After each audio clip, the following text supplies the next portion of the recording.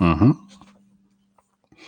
What's up, y'all? It's Hotep Jesus. We are back with another epic discussion, big brain talk.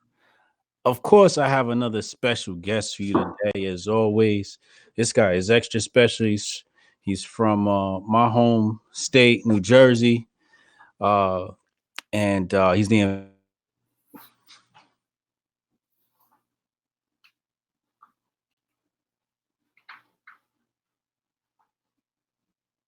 but without further ado, I'd like to welcome Dr. Shiva. How you feeling, bro? I'm doing great, Hotep. Great to be here. Awesome. Great to have you. You've been a highly requested guest. My philosophy is with guests is I don't reach out to people usually, especially unless I know them. Usually, so whenever our people reached out to you and you responded promptly, we got this thing set up, and I'm very, very happy to be here. You're here. So let's just hop right into this thing, right? You are from India, right? Tell me your story, as it progresses from India to the United States and how you're getting amalgamated into our culture. Well, it's an interesting story. It's many ways the American story in a different way, in a different flavor, Hotep. But, I grew up in two Indias. I grew up in India. I was born in India in 1963. India, as you may know, is a country within countries. It spans from thousands of years ago to modern times. In one scene, you can see it's a very layered country. So, I grew up in Bombay as a kid, which is, you see people driving on Armanis, or in Armanis and BMWs. And at the same scene, you see bullock carts and rickshaws and bicycles and beggars and slums in one scene. But I also grew up in a village in deep South India for about at least a third of my life, because my grandparents were poor village farmers. They used to work 16 hours a day. But my grandmother was also a healer. She was a village healer. And in Bombay, I experienced what was called the caste system. India still has this very unfortunate system with a lot of people in America, and the Indians in America don't talk about, because most of them are from the upper caste. But India has a system of caste where you have the upper people, which are called Brahmins, and then you have different tiers. And then at the bottom, you have what are called untouchables or Shudras. And I learned in a very unfortunate way that I was one of the untouchable people, because one day I was playing soccer with a kid and went to his house, and his mother treated me like I was like a leper, told me to stand outside, gave me water in a different cup, didn't want me coming in, and called me like the N-word, the S-word, Shudra. And is this based upon the darkness of your skin? It's based upon, yeah. I mean, it's primarily, there's a big correlation between darkness of skin and where you are, and the caste system. It's not always true, but by and large, it is true. And this caste system goes back thousands of years. Initially, it was a guild system. You had people who were blacksmiths, and people were supposed to be teachers, and but later on, it devolved into an unfortunate system of where, if it was a birth lottery. If you were born here, you were a Brahmin. If you were born here, you were supposed to be a coconut picker, which was what our caste goal was for the rest of our lives. And so my parents were pretty extraordinary people, Hotep, because by any length of the imagination, my mother, who came from a broken family, the father ran away with the maid, should have never even got educated for women of her background. Somehow my mother gets educated and becomes a math teacher at a time in India when women weren't even getting educated, for that matter, someone of her caste. And my dad grew up in war-torn Burma with bombs going off everywhere. Somehow he made it back to India. His great-grandfather, who I remember well, had gone to Burma as an indentured servant, to make his fortune. So you have two very interesting people who somehow meet in Bombay and then have me and my sister. But, when I experienced that kid with that soccer situation, I asked my mother, what was this about? And she said, oh, yeah, we're considered Shudras. And when she was a child and she would go to the well, they would shoo her away like a pig, Hotep. So that is the reality of the Indian caste system. So, that I think spurred in me this kid who wanted to really understand political systems, why there was oppression, to want to become a fighter on some level. And the other part of me grew up in this village in India where my grandmother was a traditional healer, worked 16 hours a day, didn't charge anything for health, but she practiced a traditional Indian practice of Indian medicine where she could observe your face, predict what was going on in your body, And then she would come up with particular formulations for you. It was what we would call today personalized medicine. So, I grew up in both of these worlds, witnessing this. So, is that kind of like maybe a holistic healer? With a holistic healer, but India, even today, has a system of medicine you can go to. You can practice Ayurveda, which is, several thousand years ago, yoga, Unani, which comes from the Persian system, Siddha, homeopathy. So in India, you can actually get all of these treatments. And the Siddha system or the Ayurveda system is 10,000 years old. Western medicine's maybe a couple hundred years old. So, but these systems of medicine are practiced. People go to school for them. It's very, very, deep training. It's not like something you just go and learn, just off the cuff. But my grandmother learned it in the oral tradition, and she never charged for anything. Every village in those days, Hotep, always had someone like this, who did this for a service. It was a noble service that you did. Oh yeah. Oh so yeah. I grew up in both of these worlds, man. Watching on the one day, understanding this caste system. The other thing, seeing this woman with tattoos all over her arms, spitting tobacco. My grandmother working 15, 16 hours a day with leeches on her feet, as a subsistence farmer who would heal people. Yeah. So I was motivated. How was this woman with no degrees able to do this? And why was this caste system? Mm-hmm. And so that in that, sort of environment is when my parents came here in 1970. Okay. At a time, when we settled in Paterson, New Jersey. And you got to remember, 1970s, sex, drugs, and rock and roll. You have the Vietnam War going on. You have hippies. You have wild stuff taking place. So this little traditional Indian family gets on their little spaceship and lands in the United States. So that was the environment that to ask you. So I came from India in this very rich environment of contrast, and then I came to the United States of contrast, primarily African American community, right? Oh yeah. The old, all the old 70s cars, great Motown music, and growing up, in a very tough neighborhood in Paterson as a kid. That's where I started, and then went to Clifton, and then Parsippany, and then ended up in Livingston. Okay. My parents kept moving, as you know. Parents who care about education keep moving to the better public school systems. That's how they got school choice in those days. Right, exactly. So then what was Livingston like? Well, Livingston was a lot different than Paterson and Clifton and Parsippany. Livingston was pretty much predominantly very wealthy, all Jewish kids.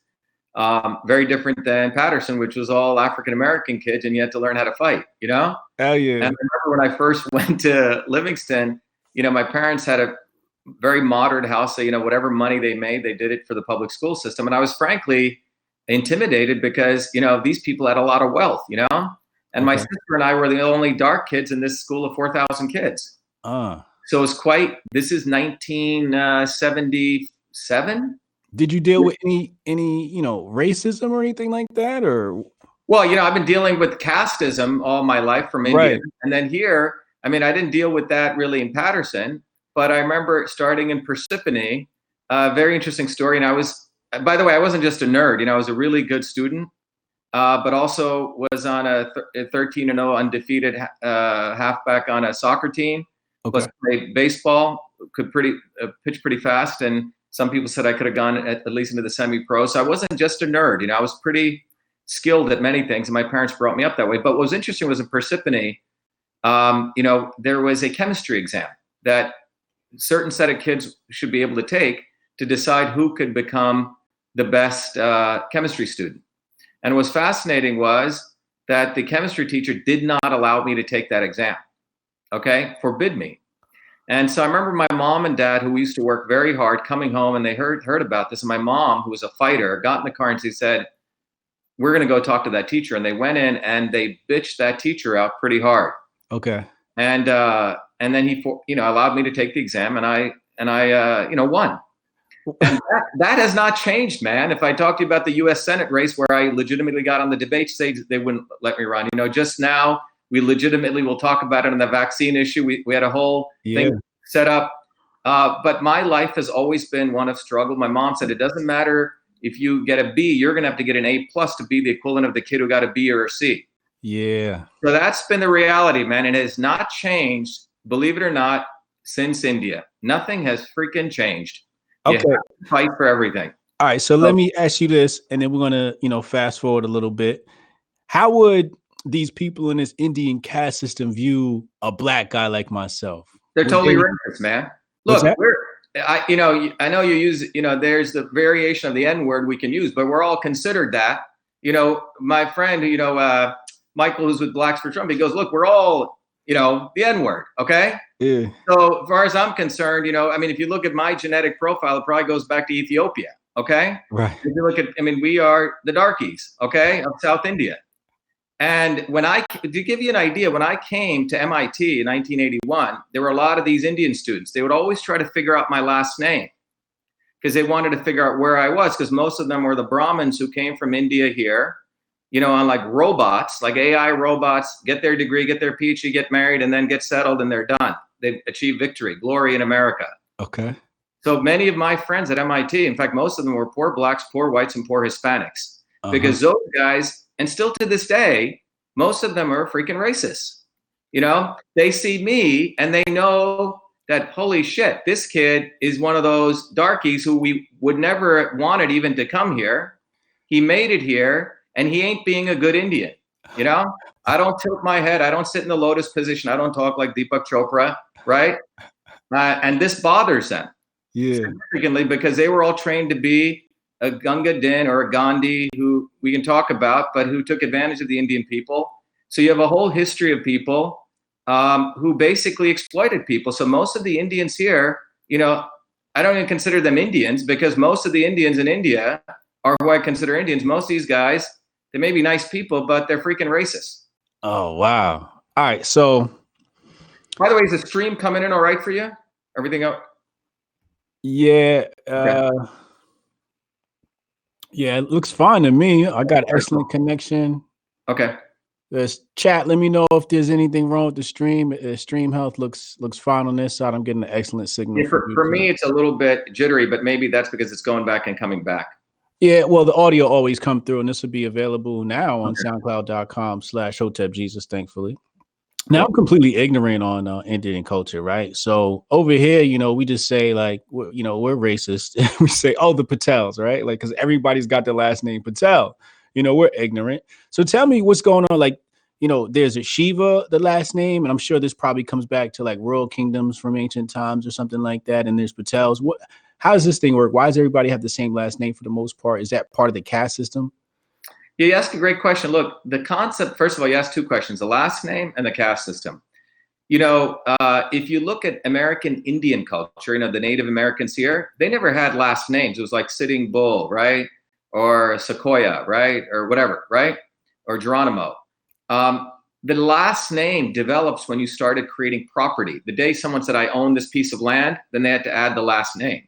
Okay. Now, South Indian Dravidian culture, which is all those people that go back thousands of years in India, at one time were the original natives of India, called the Dravidians. Right. 2,000 years ago, an invasion took place, and some people argue about this, right?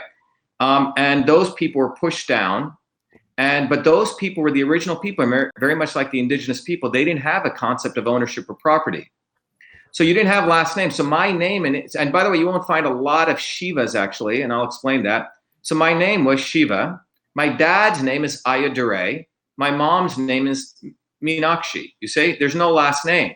When we came to this country, because we come from that Dravidian line, they said, what's your last name? So my dad took my first name, and then he took his first name and made it my last name. So it's Shiva Ayyadurai. Okay. Okay. But you have typically the people of North India. Okay, a little bit more of the lighter guys, and it's again a longer discussion. But by and large, the caste system, people had caste names. Patel typically meant the guys from the business caste. Okay. Okay. Sometimes you may see people using the word name Iyer, Ayer, Iyer. Those are people who consider themselves better than everyone else, the Brahmins. Okay. Okay. So when someone says my name is Manish Patel, okay, Patel is actually his caste name. It's like blacksmith. You see what I'm saying? Right. Patels are typically the guys who run the little stores, right? Little traders and businessmen, and that's typically they were the business people of India, of the group in India from Gujarat, Gujaratis. Okay. So in India, my mom used to say you can get discriminated 7 different ways. In America, around 3. So you can get discriminated by where you're from, what color you are, what language you speak, what caste you are, whether you're female or male, etc. Right? Yeah. So the Patels, which you probably have a lot down in Jersey City, Hoboken, etc., the guys running the shops, the initial wave of Indians who came here in the late 60s and early 70s, where the United States did merit-based immigration, let in all the really smart people who had brains in terms of skills, engineers, doctors, scientists. And in many ways, that was a brain drain. That's how my parents came here. Sort of the best came here. The second wave was some of those people invited their cousins and et cetera, right? Right. Who were people who, many of them didn't really have skills, right? But they could run, they could trade, run a convenience store, those kind of people. This is by and large a second wave of immigration that took place. And that's why you have, like in Bart Simpson, whatever, I think they took down the guy up or something. Oh, yeah. That second wave of Indians, okay? Okay. And then you have now the current group of Indians, some of them who are coming here for work, on these H-1B visas. And then you have the new generation of Indians who actually from here, right? The second generation were born here. But that name Patel is a relatively common name. It's a caste name, but you won't find a lot of names like Ayyadurai, right? Right. Because we are from that, lower caste Dravidian tradition where we didn't have the concept of last name. Okay. Got you. Perfect. Great. Excellent education. I'm going to hop into some super chats. And then what I want to do is I kind of just want to say, what I want to do is talk about the event that happened today that you spoke about earlier. Then let's talk about vaccines. Then we'll talk about your political career. But first, let me hop into the super chats. John Lemley, as usual. What's up, John? $20 super chat. He said, I can tell it's going to be a very interesting conversation. I'm going to have to catch a replay of it. Thank you, John. The replay will be available here as well as SoundCloud now. So you guys can listen to that in audio. Nick Barnes, $5 super chat. Thanks, guys. Cool. So today, something crazy happened, right? Like they canceled your event. They attempted to cancel it. We're still going to do it in New Jersey. The broader context is this. There's an important event taking place in New Jersey. And that important event is there's a bill that is coming up for vote in the Senate, which is about the exemptions, right? Which is people want to eliminate your right to get exemption through religious exemptions, right? Right. That's coming up in New Jersey right now. For vaccines. Basically saying that, it used to be where, if they said, hey, the school wanted a vaccine, you could say, I'm exempt because of religious reasons. And now they're saying there are no exemptions. Right. You must take these drugs. Exactly. Yeah. No. So what they're saying is before, if you had a child and you said, look, I don't want to give my child vaccines, you could go get a religious exemption. They had to accept it. Right. They want to remove what they consider a quote unquote loophole. All right. So about a couple of weeks ago, the bill went through the House and the Senate, or the Assembly and the Senate. The Assembly voted for it, which means people said, yes, we're going to eliminate religious exemptions. Then it goes to the Senate, right? And then it goes to the governor for signature, just so basic legislative process. So when it went to the Senate, the bill was in committee and it had to come out of committee to go to the vote. Now, 2 Democrats, Lagan and another guy, Gopal, Indian guy, were going to crush it in the committee. They were going to vote, so it didn't go to the Senate for vote. Well, they got at the last minute thrown off the committee by the president of the Senate, by a guy named Steve Sweeney. So he forced them to take it. That's by the way, the Senate president and the Speaker of the House always have all the power. Okay, they have massive amounts of power. At the last minute, they can completely arm twist people. Wow. So that's why it went to the vote in the Senate, and they didn't have enough votes. They were going to lose it. So they didn't take the vote. And a big reason for that was because of the massive protests out there. Okay? Remember, politicians do this. They watch which way the wind blows. In other states like California and in Maine and New York, all these we'll talk about it, these people who try to play both sides told people to quiet down, simmer down, don't protest. And that's why they all lost there. When I got involved, I said, escalate the movement, protest like hell, because that's how you win. And they followed that advice, and there was massive protest. 6,000 people showed up. These congressmen basically scared the bejesus out of them. So they weren't going to vote in favor. It was very close. So the Senate president decided not to call the vote because he was going to lose, Hotep. Okay? So now the legislative session ends on January 14th, which is coming up. Right. A couple weeks. So they have a couple of, so the president of the Senate, Sweeney, who I invited to an educational forum, which I was going to host in New Jersey, he has been squeezing the arm, right? Twisting the arm of people because he needs 21 votes, 20 senators, he needs 21 votes. So he's out there twisting people's arms, promising them stuff, money, all sorts of stuff. Committee assignments. You see, there's all this jockeying. That's going on right now in New Jersey. Sweeney and the big pharma guys are twisting people's arms because if New Jersey falls, think about what this means. New Jersey, a lot of pharmaceutical companies, a lot of investment there by big pharma. If they fail, it's going to be a domino. People are going to say, you know what? That's how we win. We do what Dr. Shiva said. We protest on the ground. We build a movement, not just, suck ass to legislators all day. That's what they want you to do. So this is why it's a momentous event, politically and from a science standpoint. So what I did was about a week, 2 weeks ago, a week and a half ago, I went to Livingston High School, just to give you the background. When I was at Livingston, remember I said I was the only kid there, the only non-Jewish kid. I had a lot of Jewish friends, but the history is Jewish people always considered they're the chosen people. I grew up in that environment. Every time I'd succeed, a lot of jealousy there. I like my mom said, get an A+ to compete with the B. It's just the facts, okay? Yeah. It's just true, Yeah. But I excelled there. And about by the way, Jason Alexander went to Livingston High School. Chris Christie went there, the governor. Harlan Coben. It's a very great public school. I was very fortunate to have amazing teachers. My high school chemistry teacher taught me the scientific method, Gerald Walker. He was awarded the Presidential Award for teaching. Great teachers. This was in the 70s when teachers really cared, held 3 or 4 jobs, Yeah. So I went into this amazing high school. That's where the school changed the rules so I could go to Newark and create the world's first email system, which I did as a 14-year-old kid. It was because of some really good high school teachers who allowed the rules got changed. People would fight.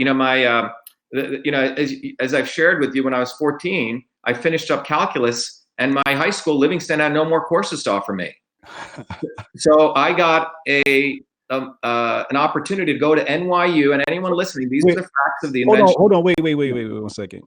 You were 14 and finished basically all the courses available. How do you do that? Were you independently studying? So here's the thing. In Parsippany, when I was in 8th grade there, we had a great teacher. This is before the Department of Education screwed up education. He had the math program that he gave you the standard curriculum, but if you wanted to excel, you could go, he listed out the whole syllabus. So I finished up 2 years in 1 year. Okay, gotcha. Analytic geometry. And so by the time I transferred to Livingston in my 9th grade, his good friend was a principal at the junior high school in Livingston. And he said, Shiva is a very extraordinary student. Change the rules so he can go to high school and study calculus. So when I was in 9th grade, they got a special bus and I got shipped to the high school to study with the seniors, and I finished calculus. So I only had some humanities courses left, Hotep. Okay. Got you. After 10th grade, there's no more courses. I've gone through all the science and math courses.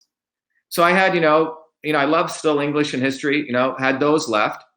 And my mother that year in 78 saw a little paper clipping. She was working in Newark as a programmer at what is now known as Rutgers Medical School. And she had seen this little paper clipping in a New York newspaper, which said a professor in Newark, Henry Mullish, was going to invite 40 students to come to Newark and study computer programming, computer science, in like a Navy SEAL-like intensive program. 40 students across the country would be selected. I was actually 1 year younger. I applied anyway and was very fortunate to get accepted. Okay. So, and my mom would drop me off, Newark, over at the PATH station, and I would take the train in 6 a.m. as a 15-year-old kid walking through Washington Park, people selling drugs. It was a wild scene, man. Yeah. My first day in Newark, 2 guys come busting out of the bank thing stealing. That's what Bleecker Street, Washington Street was like. You walk through Washington Park, people be like, try before you buy. And this 14-year-old kid's walking through there. And what was wild was, and that's where I went, and I graduated top of the class. I mean, you learn 7 programming languages, Basic, COBOL, ArtSpeak, Snowball. These are old languages, Fortran. And the professor there was a guy called Henry Mullish. You can look him up. He settled in Israel last year. This year, actually, I went to his memorial service and I gave a talk. There was no C? There was no C language yet? Nope. This is before C. Wow. Okay? Before C, 1978, a computer had filled your room and my room, big mainframes you wrote on punch cards. But I did, and I also learned a programming language for graphics where you could do beautiful art pictures. Ended up winning that art award too. Oh, wow. So anyway, finished top of the class, come back. It's sort of a downer. Now you're coming back into high school. So what do? I'm a trained programmer. You went through like a Navy SEAL type program, educated at the Courant Institute of Mathematical Sciences, which is one of the elite universities. A high school teacher in Livingston High School, Stella Alexi, actually just passed away. She fought with the superintendent of schools, Mel Klein, and she said, this kid needs a different program or he's going to get bored. And they figured out a way that they arranged a bus so I could travel to Newark, and I was given a full-time job by a guy who's still there, Dr. Les Michelson. He gave me a full-time job. So I had humanities courses, and I'd literally go 8 to 16 hours, and I'd work sometimes 2 in in Newark. A lot of people still today in those days were afraid to go into Newark. I wasn't. Yeah. And my friends became the secretaries, the janitors, the people, everyone there. They loved me. I loved them. And Dr. Michelson, initially I did some work on sudden infant death syndrome, why babies were dying in their sleep. Okay. I built some algorithms, what you would call AI today, to figure out when a baby was sleeping, a pattern, to figure out when it would stop breathing. That's called an apnea.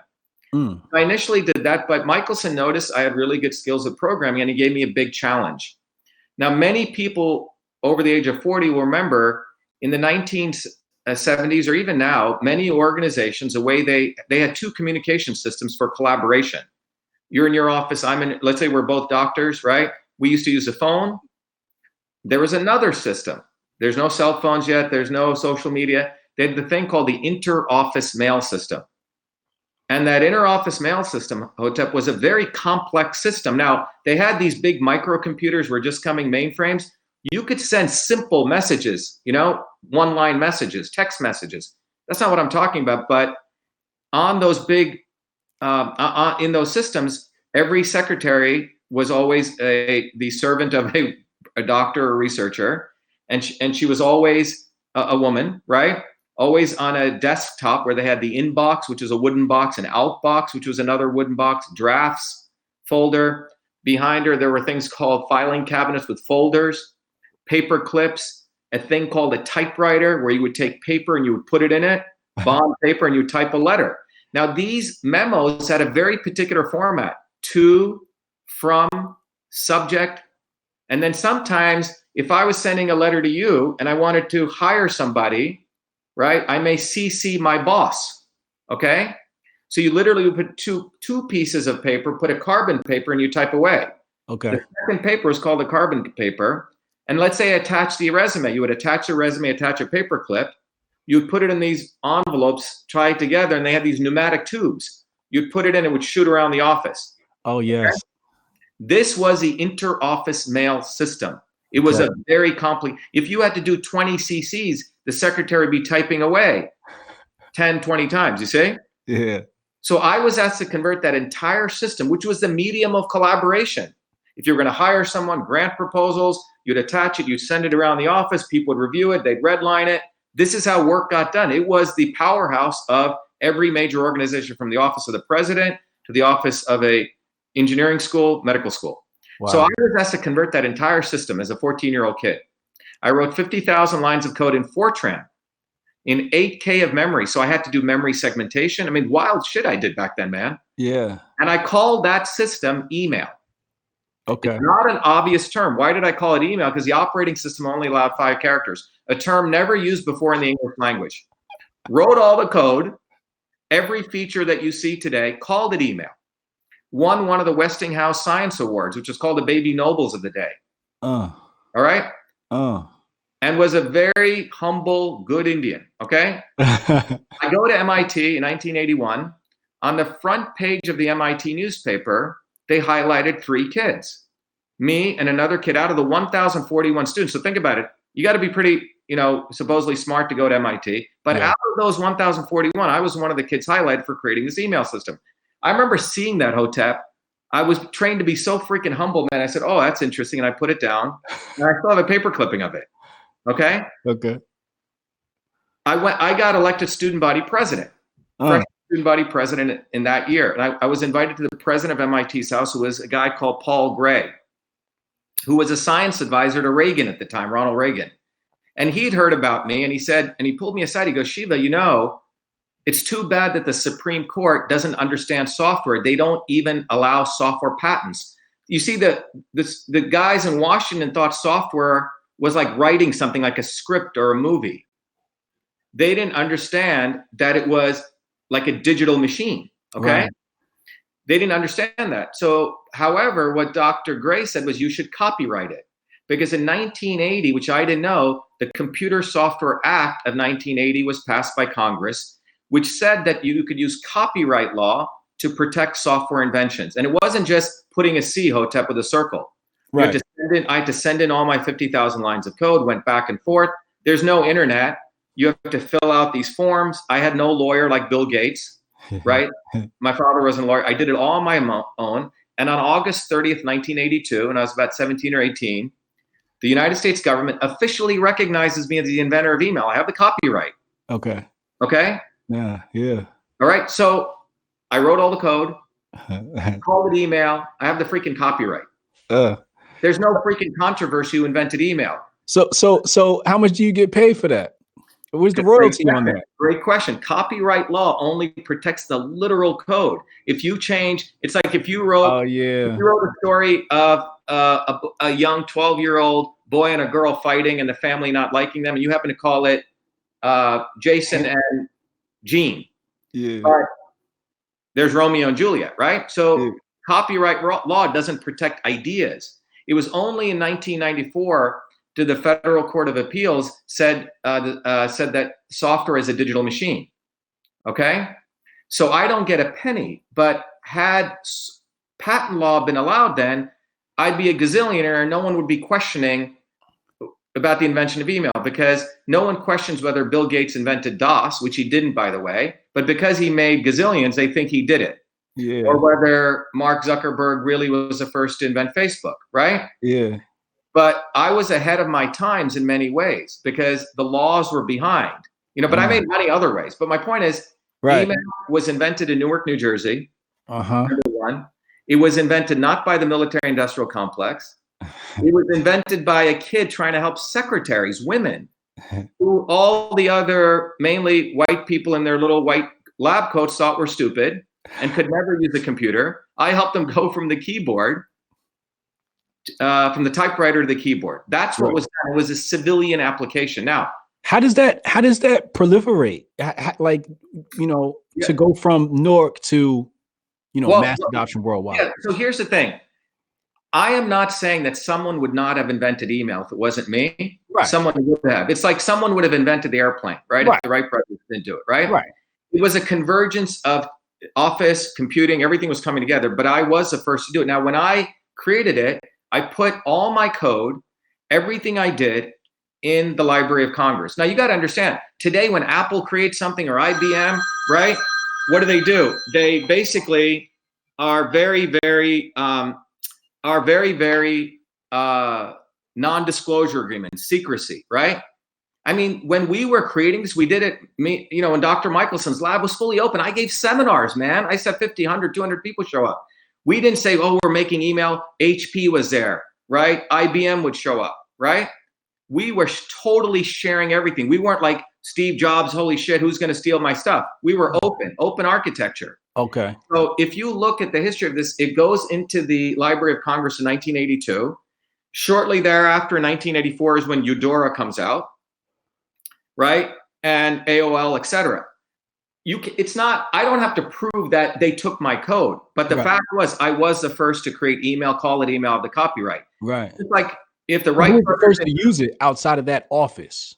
oh, it was used. Well, it was used not only in that office, across 3 networks. Remember, Rutgers Medical School was not only in that office, it was over at New Brunswick, Right. And Camden campus, Piscataway campus. I mean, you don't need the internet, by the way, to use email. This is a myth. In the old days, between 1978, from the time when I invented email, up until 1992, email was an inter-office application. People used to put a bunch of LANs together and have these products running. yeah. If you, in 1993, when I used to ask people in seminars, how many people have an email account? Out of a room of 1,000 people, only 2 people had an email account. Mm. In 1993, email became a consumer application. Why? Because the World Wide Web came. Right. And that was the front end to the internet. And that's when Hotmail and Yahoo and all those guys came. But there's a lot so anyway, so email was a business application. Why? Because it came from the inter-office mail system. Yeah. There's a direct line from there. Now, I never spoke about this, didn't want credit for any of this. However, in 2011, my mother was dying of a horrible disease called pulmonary fibrosis. 3 months to live, and in a beautiful suitcase, Hotep, she had saved everything. Okay? And she had saved everything. The editor of Time magazine, the only journalist to review it, he went through everything and he wrote an article. You can look it up, November 11, 2011, called The Man Who Invented Email. 11/11/2011. 3 months after that, the Smithsonian contacted me. They said, oh my God, we didn't know this was here. You have a treasure trove of documents. And it was them in the Computer History Museum. A good friend of mine said, put it in the Smithsonian. So on February 16th, 2012, they held a beautiful donation ceremony. This picture is there, this video, and it went into the Smithsonian. That evening, a young African-American reporter for the Washington Post interviewed me. And she wrote an article called Dr. Shiva Ayyadurai, honored as the inventor of email by the Smithsonian. And that's when the shit hits the fan. Okay? It was like a new skull was found in Africa. You see? When it went into the Smithsonian, all these quote unquote historians who had already written the history of the email, that it was done by some white dude with who looked like a nerd. You see, you have to look like a nerd. You can't be a good looking Indian guy who lift weights and is strong. There's a segregation. You have to look stupid and look all fucked up, excuse my language, right? Then you're a nerd. Then you're qualified. This guy looked like a casting call, beard, glasses, and he did not write email. He all he did was he wrote a caveman version of Reddit, attaching text to the bottom of a file, did 15 minutes of change to an FTP program. Okay? What happened was Raytheon, a missile defense company, had bought the company he worked at called BB&N. And if you went to their website in 2012, the front of their website said Raytheon, inventor of email. Why? Because Raytheon was moving from the defense world, where missile sales were coming down, into cybersecurity, which is a $270 billion market. So when my stuff went into the Smithsonian, and they put that guy, that nerd's picture up. Okay? He was their little mascot. So when my stuff went in, I threw a wrench into their bullshit. It's all documented. So what you see is this screwball historian, frankly, a racist. Okay, and we should discuss racism because there is racism. Republicans think there isn't, and the liberals think they own racism. Okay, there is real racism in this country, and it's never discussed. And because they never let the darkies discuss racism. It's only for whiteys to discuss racism. Unfortunately. Okay. No, because they don't want the real discussion of race. Because it's don't use the N-word, don't do this, pray to Martin Luther King, therefore you're not racist, right? But if you break on Malcolm X, if you use the N-word in the right way, they don't want you to do that, okay? Yeah. And so what's happened is when it went into the Smithsonian, it was holy shit. Email came from Newark, New Jersey by this darky, 14-year-old, and he ain't a good Indian, okay? He talks back. That's what bothered them more than anything. And what was interesting for me was, you have to understand, Hotep, up until that point, I've always fought for others. I never had to fight. You can find a picture of me as a 19-year-old kid burning the South African flag on the steps of MIT. Okay. MIT had tens of millions of dollars investments in apartheid South Africa. I led one of the biggest protests, and we forced MIT to get rid of those investments, but it was a massive defiant protest. I made sure food service workers at MIT got better wages. I was a guy who fought against Monsanto. when I went back to India in 2007 on a brief scientific research, I was recruited by the Indian government to run the largest scientific center. I exposed corruption in India under death threats, had to leave. But this time, when these people called me an asshole, a dick, a fraud, it's quite amazing. Gizmodo called me all these names. In fact, one report said this curry-stained Indian should be beaten and hanged. This is 2012, man, so everyone should be listening to this. Wait, where was that published? It was in a blog. So on Gizmodo? What's that? On Gizmodo? Well, they referred to Gizmodo. The shit that happened was, and I was teaching in 2012, one of the most important and popular, I was teaching at MIT, not like Elizabeth Warren taking $350,000, running my company and teaching an amazing course called Systems Visualization. And when it went into the Smithsonian, thousands of calls come into MIT saying, this guy's a fraud. This guy's a liar. He needs to be fired. Because I dared defend that I did invent email in Newark. You see? Yeah. And I mean, it was quite wild, man. I couldn't believe it. All my 4 degrees didn't mean shit. No one at MIT defended me. Why? Because the narrative is, when you go to MIT, then you're anointed. You see what I'm saying? You get hooded like the priesthood. Then you are an inventor. And you got to understand, between 1981 and 2003, when I'm at MIT, I won every major award. I won the Elleranta Science Award. I won the Fulbright Scholarship. I was on the front page of MIT because it was good to have the symbol of inclusivity and diversity. I was being a good darky, you see? A good Indian. No, seriously, man, let's talk about that. It's what it is. Yeah. So when I dared say that email was not invented at MIT, that it was done in Newark, that throws a wrench into this long bullshit that all great inventions must come out of Silicon Valley or MIT or dropouts out of Harvard, that it sure couldn't come out of Newark by a 14-year-old Indian kid. But if you're Mozart and you're 6 years old and you have blue eyes and blonde hair, that's cool. Uh-oh. Okay? No, white people, if you're listening, you got to understand this. And by the way, a young white guy is the one who created TV. It's not about race alone. It's about where it comes from. Yeah. Carlo Farnsworth, a very smart kid in Franklin, Idaho, a little village, is the one who saw how the cows did this pattern. He used that to create he created TV. Sarnoff stole it from him. Now, he didn't have to deal with the race issue. He just had to deal with the issue. It didn't come out of big business, but they also crucified him for 60 years. Now there's a statue of him in Washington. In my case, it's race, class, caste, all of it. Yeah. I got a much more difficult problem. Yeah. Because you can't have, now in the middle of this, it gets even more interesting. There's this guy, Walter Isaacson, who wrote the biography on Steve Jobs.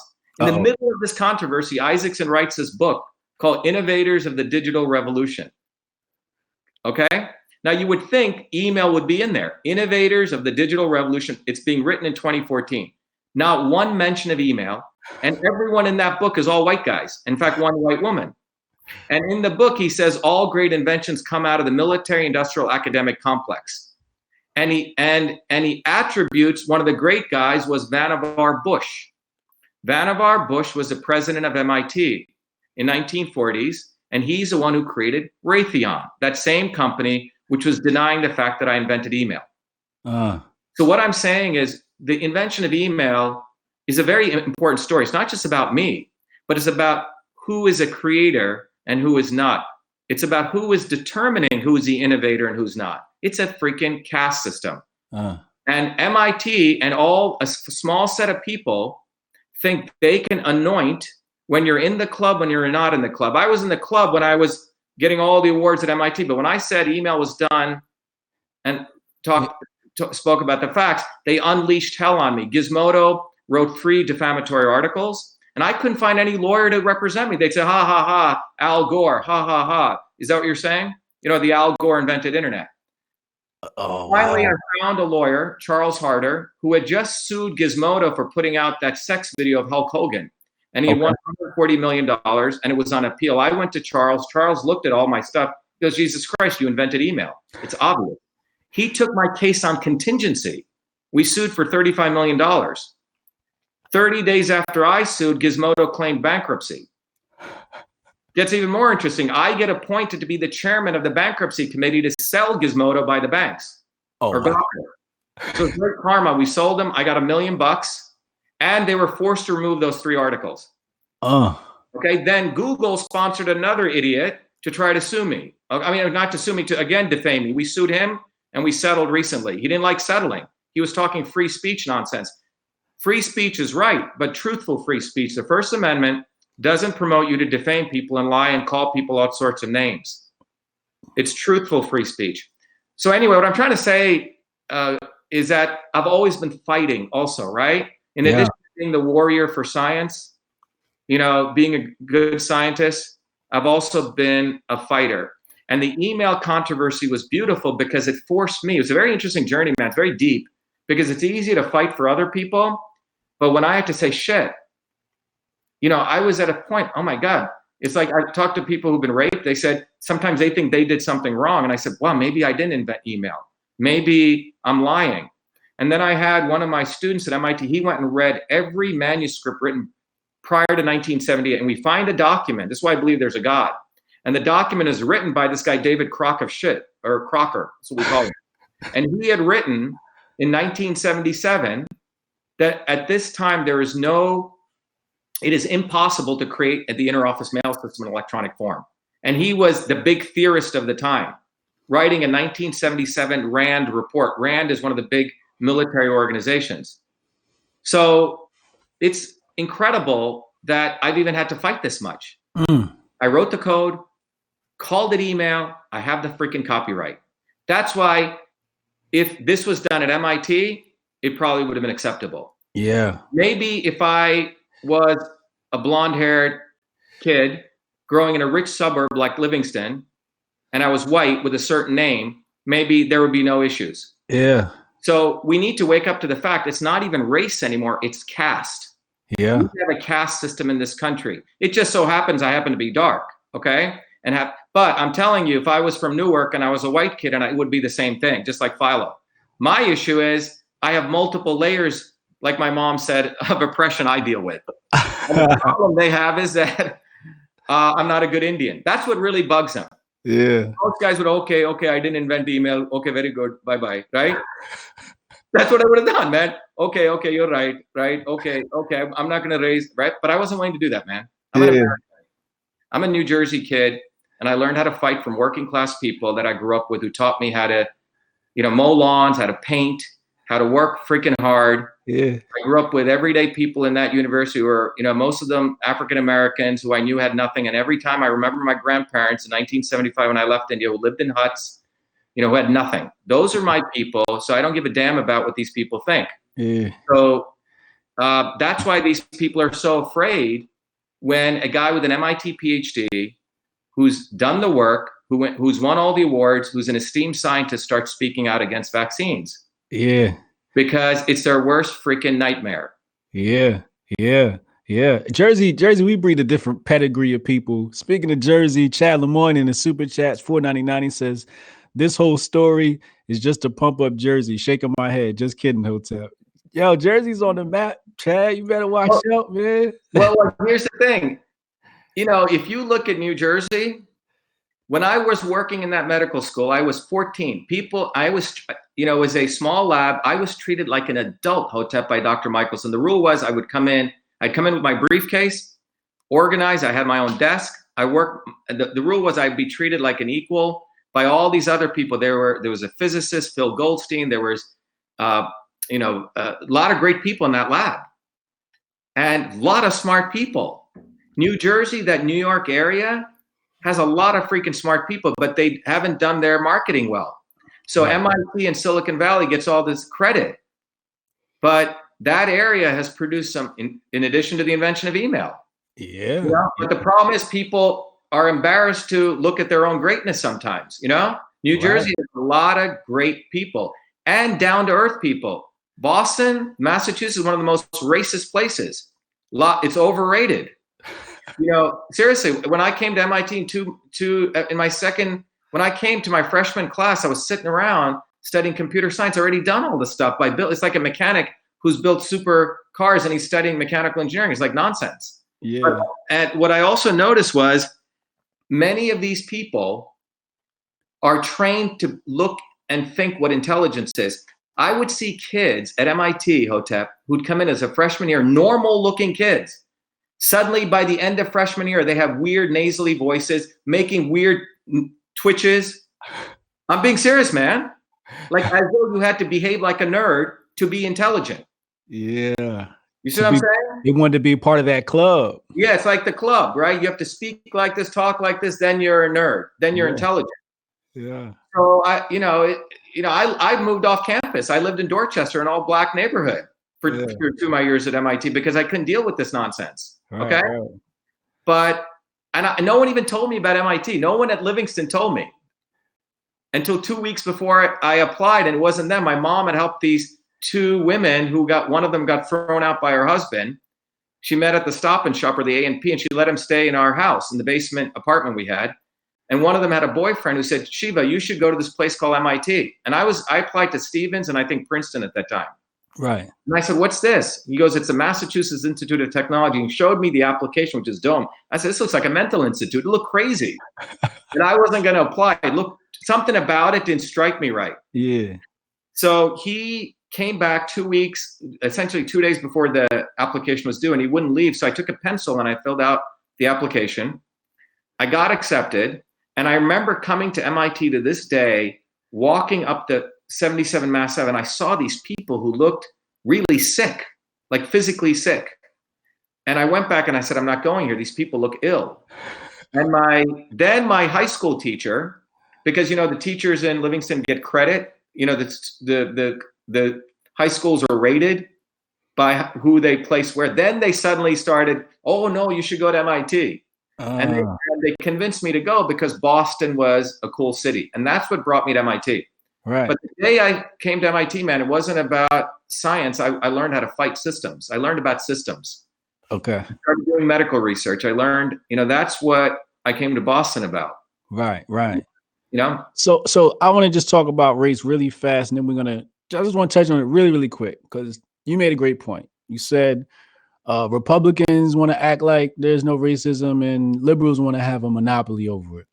Why do Republicans or the conservatives want to dodge the race question and act like it doesn't exist and minimize it? Because they feel guilty, okay? Because they haven't addressed it and they know that it does exist, but they don't know how to deal with it, right? And because they haven't put the intellectual rigor into understanding it, they let the liberals, who are fake intellectuals, own it. So what's happened is the liberals basically come in and they say, don't use can I say NIGGA on this thing or no? You say it. Okay. I'm not going to say the ER, but if you don't use a nigger word, then you're not racist, right? Okay. That's what they say. Okay. So that's their check mark. Okay. You're not racist now. Okay. You must bless down to Martin Luther King as a great fighter, not Malcolm X. Okay. Check. Now you're not a racist, right?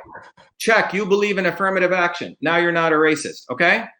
But the reality is, as I've said, using the N-word, in many ways, we're all niggas on the white liberal plantation.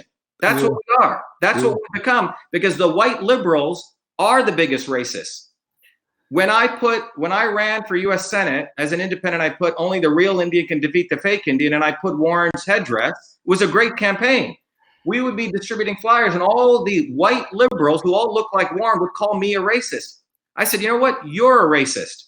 Because Elizabeth Warren used race to advance herself. That's racism. Putting a headdress, using the N-word, whether I believe in Martin Luther King or not, that's not racism. You see, the white liberals have bounded racism into this little box.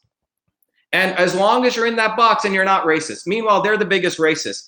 They're the ones who wanted to deny the fact that a dark-skinned guy in New Jersey invented email. All the white working class Trumpers actually know the facts. I don't see them attacking me. Yeah. You see what I'm saying? Yeah. It's the white liberals, as Malcolm X said, the northern wolves. They're the racists. And if you look at Massachusetts, it's the center of the center of the center of racism. Because when the British lost, they didn't get on a boat and go back to London. They became embedded in here at institutions like Harvard. Right. Okay? And we'll come back to that. But the point is, so the Republicans, and the Republicans do this on every freaking issue. They don't fight climate change hard so they let the liberals own it. They don't fight the gun issue hard because they don't know how to do it. They don't know how to fight the vaccine issue hard because they don't know how to do it. And then when a guy like me comes to help them, they want to deny it because internally they're part of the establishment Republicans. When Trump comes, they want to deny him because he's willing to throw bombs at them, right? But the bottom line is the Republican establishment and the Democratic establishment are one, okay? The liberals are just smarter. The establishment Republicans are just stupid, okay? Yeah. That's what the reality is. So that's what you have. So what you have is there is racism. And the racism I'm talking about is the fact that we never built infrastructure in inner cities. That's racism. When the civil rights movement took place, the Kennedys selected Martin Luther King. Great speech, don't get me wrong. But it was a freaking circus. Malcolm and all those people were pushed to the sidelight. In India, there were people who wanted to have a good bloody revolution and kick out the British, which would have been good. Instead, they brought in this guy Gandhi, who was a racist, imposed him on the people of India. He manufactured a quote unquote transfer of power. There was no Indian independence, okay? And India had 70 years of suffering, and white men with crowns left. Meanwhile, brown men with white hats took over. So in every place, that's what's happened. You go look at Africa. So the white liberals, now it's a multiracial aristocracy of liberals, including the Obamas, are all very good at perpetuating real racism. So the inner cities after civil rights never got addressed. We never built infrastructure there. We gave people some bones. Okay, we'll let a few of you into college and we know you're going to fail anyway. Okay, so we'll give you some programs. And then they created a black bourgeois, a couple of Obamas and Malik Obama and those kind of people, right? Or Barack Obama. They didn't uplift the vast majority of black folks or poor white folks by putting infrastructure in, which would have cost them. So over and over again, what you see is the white liberals, and now it's a multiracial aristocracy of liberals, do not want to address racism because they know they are the real racists. And they're racist towards poor whites, they're racist towards poor blacks, poor everyone, right? It's a past issue now. Yeah. It's an aristocracy now, man. Yeah. You know, I'm running for US Senate. I'm a Republican running. Governor Bill Weld is a Republican. Charlie Baker, Bill Weld, a Republican, has endorsed Joe Kennedy, who's a Democrat. They're so afraid of the darkie, man. Not only the darkie, but the fact that I'm an untouchable from India. You see, so this is going to be an interesting election. That's why I think we're living in amazing times, because it's an opportunity to realize we live in a caste system. My parents thought they were leaving the Indian caste system, but we've entered the American caste system. Yeah. It's no longer Democrats versus Republicans. It's about, are you in the in crowd or are you in the out crowd? You know, where are you running? What state? Massachusetts. Massachusetts. Okay, damn, right in the heart of the heart of the race. Massachusetts is the epicenter of the swamp of the swamp, and Harvard is a sewer that feeds that swamp. So, it's the truth.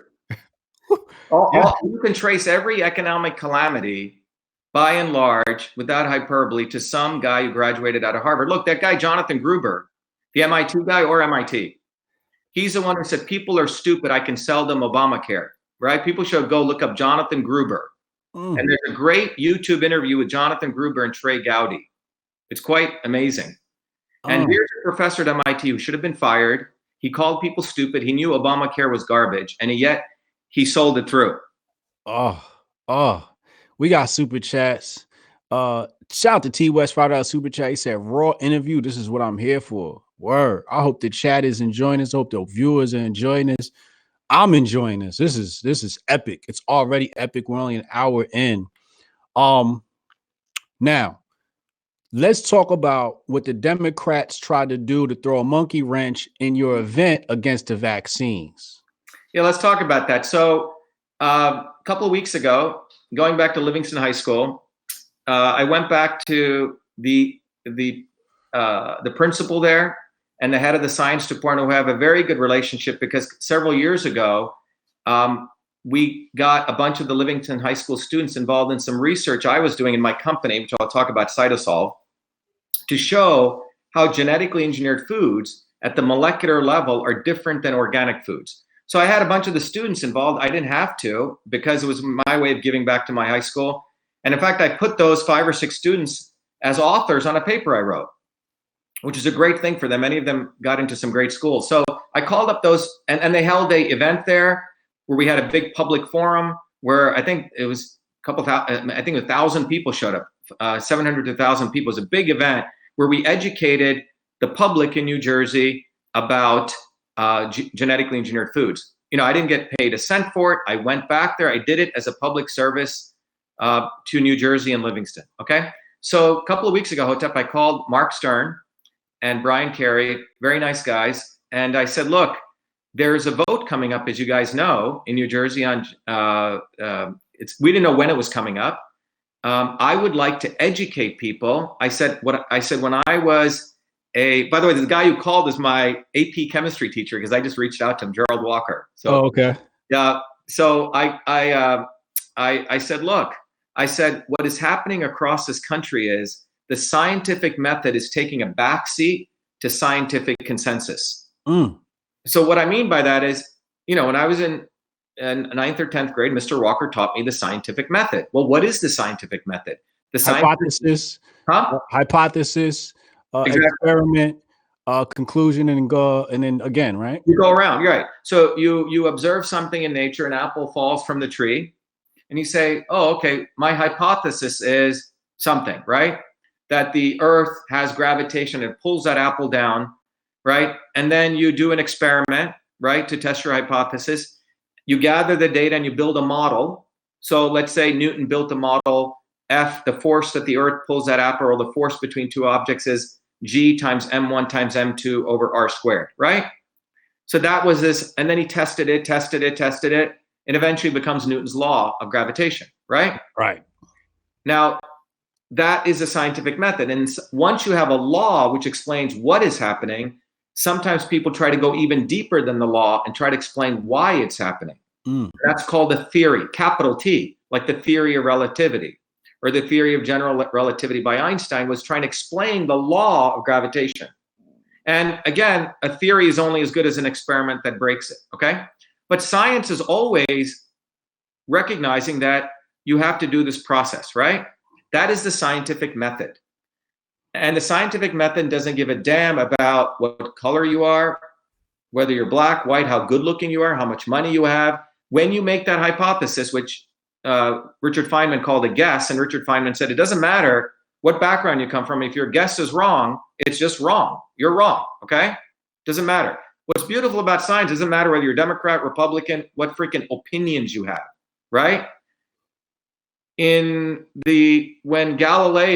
to when Galileo made his discovery, the Catholic Church passed what's called the Edicts of the Council of Trent, which said that anyone who comes against anything that says in the Bible will be considered a heretic, right? Right.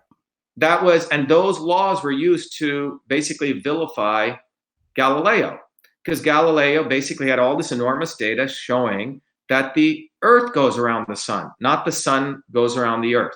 Heliocentrism, right? Versus the geocentric concept, right? Yep. So he was vilified by using those edicts, right? Well, this past year, Chuck Schumer, a complete moron, okay, passed a bill, is trying to get a bill through Congress. I mean, these people are actual just evil people. They're basically manipulators. Has a bill in Congress, I think it's called Bill 791, I may get the number wrong, which says that if anyone says anything against climate change, or more specifically, the government should not sponsor any discussion on climate change at all. Okay. Because there's scientific consensus that it's taking place. So no government agency could have conferences, debates, discourse on it. That is eeringly similar to the Council of Trent's edicts. Okay? It doesn't matter if 99% of the world thinks the sun goes around the earth. It doesn't matter. If you have the data, the opposite is true, and the evidence, that's the truth. Science is not about a vote, okay? Right. So that is where we're at, Hotep. We're at a point where politicians have replaced the scientific method with scientific consensus. This is very, very freaking dangerous on so many levels. And in order to enforce scientific consensus, what do? They choke freedom. So you choke freedom, which means no more discourse, right? By choking freedom, you can never uncover the truth because you basically violated the scientific method. And when you don't get the truth, you can never identify the real problem in a situation, and you can never innovate the real solution. You get a fake problem. CO2 is a pollutant. Fake problem, antibodies are the measure of immune health, one single measurement. And then you create a fake solution. We got the Green New Deal, right? We got to lower CO2, which is ridiculous. You know what happens when the CO2 level goes below 220 parts per whatever million or billion? All life on Earth dies, okay? So what we're living in is a bunch of educated, vulnerable elites who go to school today, who have a big debt, $200,000 in debt. They have to get A's, so they listen to whatever their professors say, and their professors are ass sucking up to get government grants, so they're people pleasers. So you have one ass kissing to another level of ass kissing. And these people are getting college degrees, know very little. They're vulnerable elites, as Dick Lindzen says. Okay, former emeritus professor at MIT. Meanwhile, the good news is that people actually know what's going on are everyday working people because they have common sense. The working person says, this doesn't make sense. CO2 is a pollutant. This doesn't make sense. Working mothers, why my child, I took my child and I gave him vaccines. He's all screwed up now. They actually are seeing it on the ground. So the elites are over here in their little ivory towers thinking they're so much smarter than everyday people, thinking that only the invention of email could take place at MIT. It couldn't occur. You see what I'm saying? Yeah. They are removed from reality. And that's what we're living in now. We're living in a very, very interesting world that people are cocooned and they can live in lies. So when I went to Livingston, it was, hey, look, the scientific method's under attack. I learned the scientific method here in Livingston, New Jersey. There's an issue coming up where people think the science is settled. This guy Sweeney said, there's no science proving vaccines are risky. And so I wanted to give a talk to the students. I actually had prepared a little assignment. They were going to have to read 3 papers called The Theory of the Modern Immune System. And that was going to be in the afternoon to the biology students. And in the evening at 7 to 8:30 was going to be an event for all the public to come. And I invited all the senators, Hotep. Very nice letter. Please come. Nothing trolling about it. Just nothing sarcastic. And that's what happened. So the guys who support people like Pete Buttigieg, okay, the Democrats. In fact, one woman said, "You're an anti-Semite." Called me an anti-Semite, okay. And she thinks because I use the word that we're all niggas on the white liberal plantation, I'm not calling someone else that. I'm calling myself that, you idiot. Okay? Yeah. And that I went to a free speech rally, which is up on my Twitter feed, okay? Which basically says that the back of my banner said Black Lives Do Matter, no to Monsanto, and I was ripping Hillary Clinton for being a racist. I was exposing Elizabeth Warren, who voted for the Monsanto Protection Act. And these white liberal racists, want to protect Hillary Clinton, who is a racist. They want to protect Elizabeth Warren, who is a racist, who used race to get everything else. So again, they've defined their thing, and they don't want a darkie like me calling them out. So they call me a white supremacist. These people are crazy. And an anti-Semite, okay? Yeah. It's quite amazing. I'm familiar with this. I'm familiar. It happened to me. Here, I have been helping, I was just in Israel. A lot of, Dr. Michelson's Jewish. Mel Roth is Jewish, who helped me. All these people are Jewish people. Even among Jews, maybe there's a separation between the anti-Trumpers and the pro-Dems. The working class Jews. I haven't had a chance to do the dynamics. Right. Noam Chomsky is one of my mentors. He's a Democrat, but he's a radical guy, right? Yeah. So I think it's so. These people went on, called up the superintendent. So when I had the meeting, I have a nice letter. Everything is set.